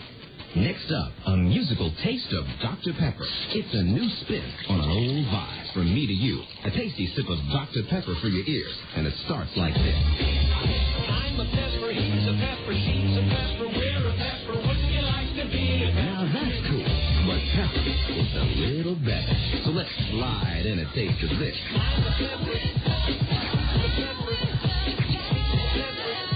Right on. But there's still more to it. I mean, there's nothing like it, because every sip is a kick and mashup of 23 different flavors. So for the true taste of Dr. Pepper, we dial it up even more.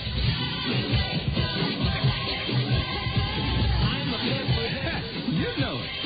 With 23 flavors mixed into one bold taste, every sip is a cool mix of music to your mouth. Dr. Pepper, there's more to it.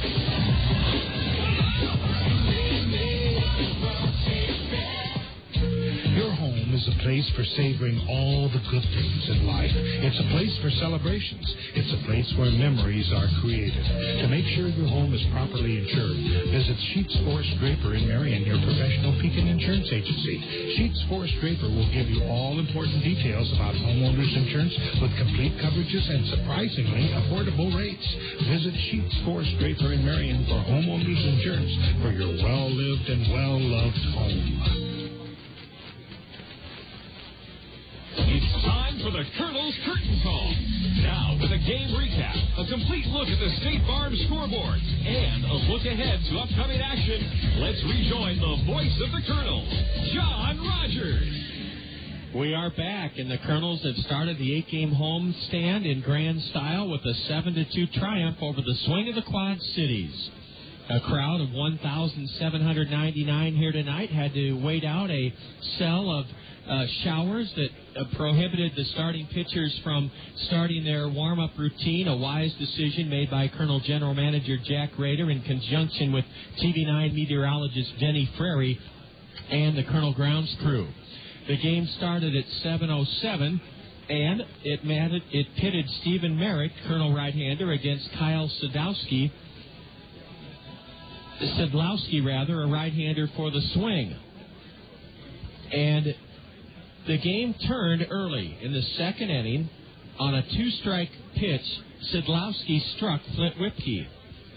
A curveball got away from him to Brett Martinez, and Martinez was hit by a pitch. Mark Trumbo walked to load the bases.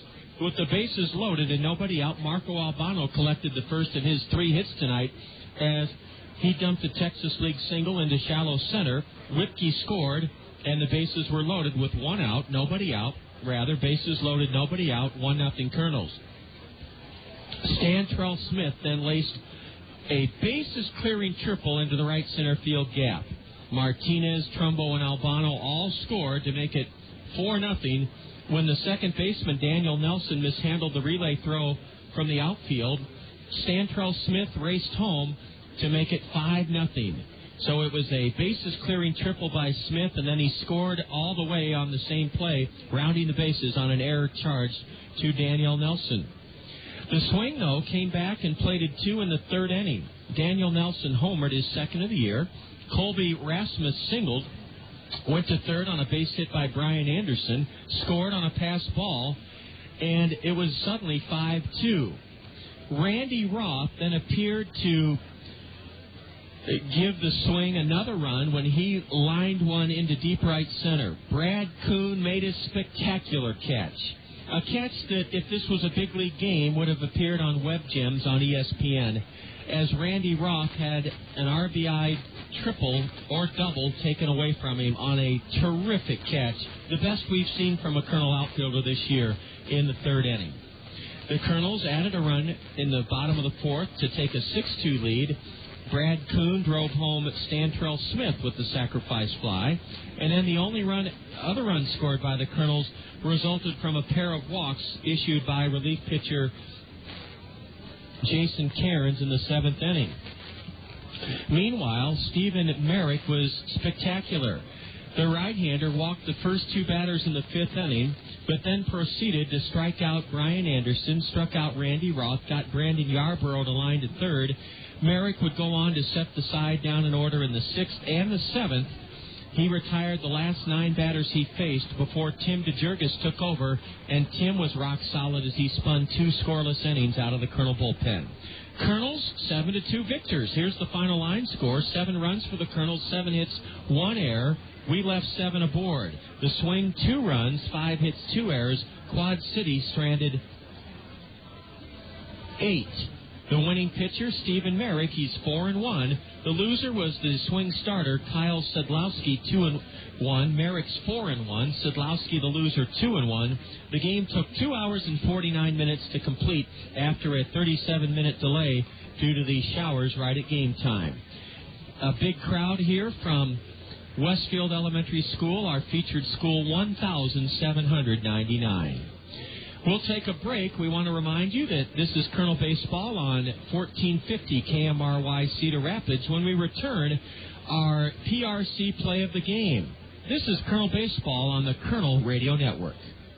Fairfax State Savings Bank is paying you to come to the ballpark every Wednesday this season. You heard right. Fairfax State Savings Bank is paying you to come to Veterans Memorial Stadium every Wednesday this season. The first 750 of you Kernel fans to enter the gates before Wednesday's home game will receive an envelope full of money inside from Fairfax State Savings Bank. Each of those 750 envelopes will contain a greenback up to a $100 bill. Fairfax State Savings Bank, free money Wednesdays. Come early to line your pocket with cash. There's a lot you can do to satisfy your taste for Italian. You can marry one. To you, Susan Smith, take Giuseppe Tolentino. You can drive one. Or you can go to Zio Giano's and feast on Zio's homemade bread, pizzas, and pasta, authentically prepared to Zio Giano's famous Italian style. Zio Giano's for the hometown taste of Italy. Come to Zio Giano's, the pasta makes you Zio. Come to Zio Giano's for the Italiano. Come to Zio Giano's, the pasta makes. John Rogers reporting back from Veterans Memorial Stadium, where the Kernels bag a 7-2 victory over Quad City in this 8-game homestand opener. PRC now brings us the play of the game. If you're looking for a job where you'll be a part of an amazing team that cares for your needs and gives you the ability to grow, visit the former Access Direct, now PRC, online, www.prcnet.com. That's www.prcnet.com. The Kernels loaded the bases with nobody out without a hit in the second inning off swing starter Kyle Sedlowski. Marco Albano plated Flip Whipke home with the bases loaded single to make it 1-0. That brought in Kernel number 9 hitter Stantrell Smith. Here is our PRC play of the game. longer after we took the field. They wish they could stay all game. Almost. Here's a drive into right center. On the run, Rasmus cannot get it. This may clear the bases. Racing home for third is Martinez. He's followed by Trumbo. Right on Mark's heels is Albano. Stantrell Smith is trying to score. He is safe. An inside the park home run. An inside the park home run by Stantrell Smith. Makes it 5-0 here in the second inning. An inside the park grand slam. I was a bit premature on that. It turned out to be ruled a 3-run triple for Stantrell Smith. All 3 runners scored. As you heard, Martinez, Trumbo, Albano. Stantrell wound up being awarded or came home on an error charged to second baseman Daniel Nelson. We very rarely have 2 PRC plays of the game, but we have to go to the third inning with the Kernels leading 5-1. Randy Roth stood in against Stephen Merrick, and you talk about having to eat crow. I'm glad to do it on this call. Randy Roth at the plate. Here's our second and final PRC play of the game. It's first and second, nobody out. 5-1 Kernels, third inning. Here's a drive into deep right center. Brad Kuhn won't get it. It's over his head. Oh, wait a minute! A diving, spectacular catch!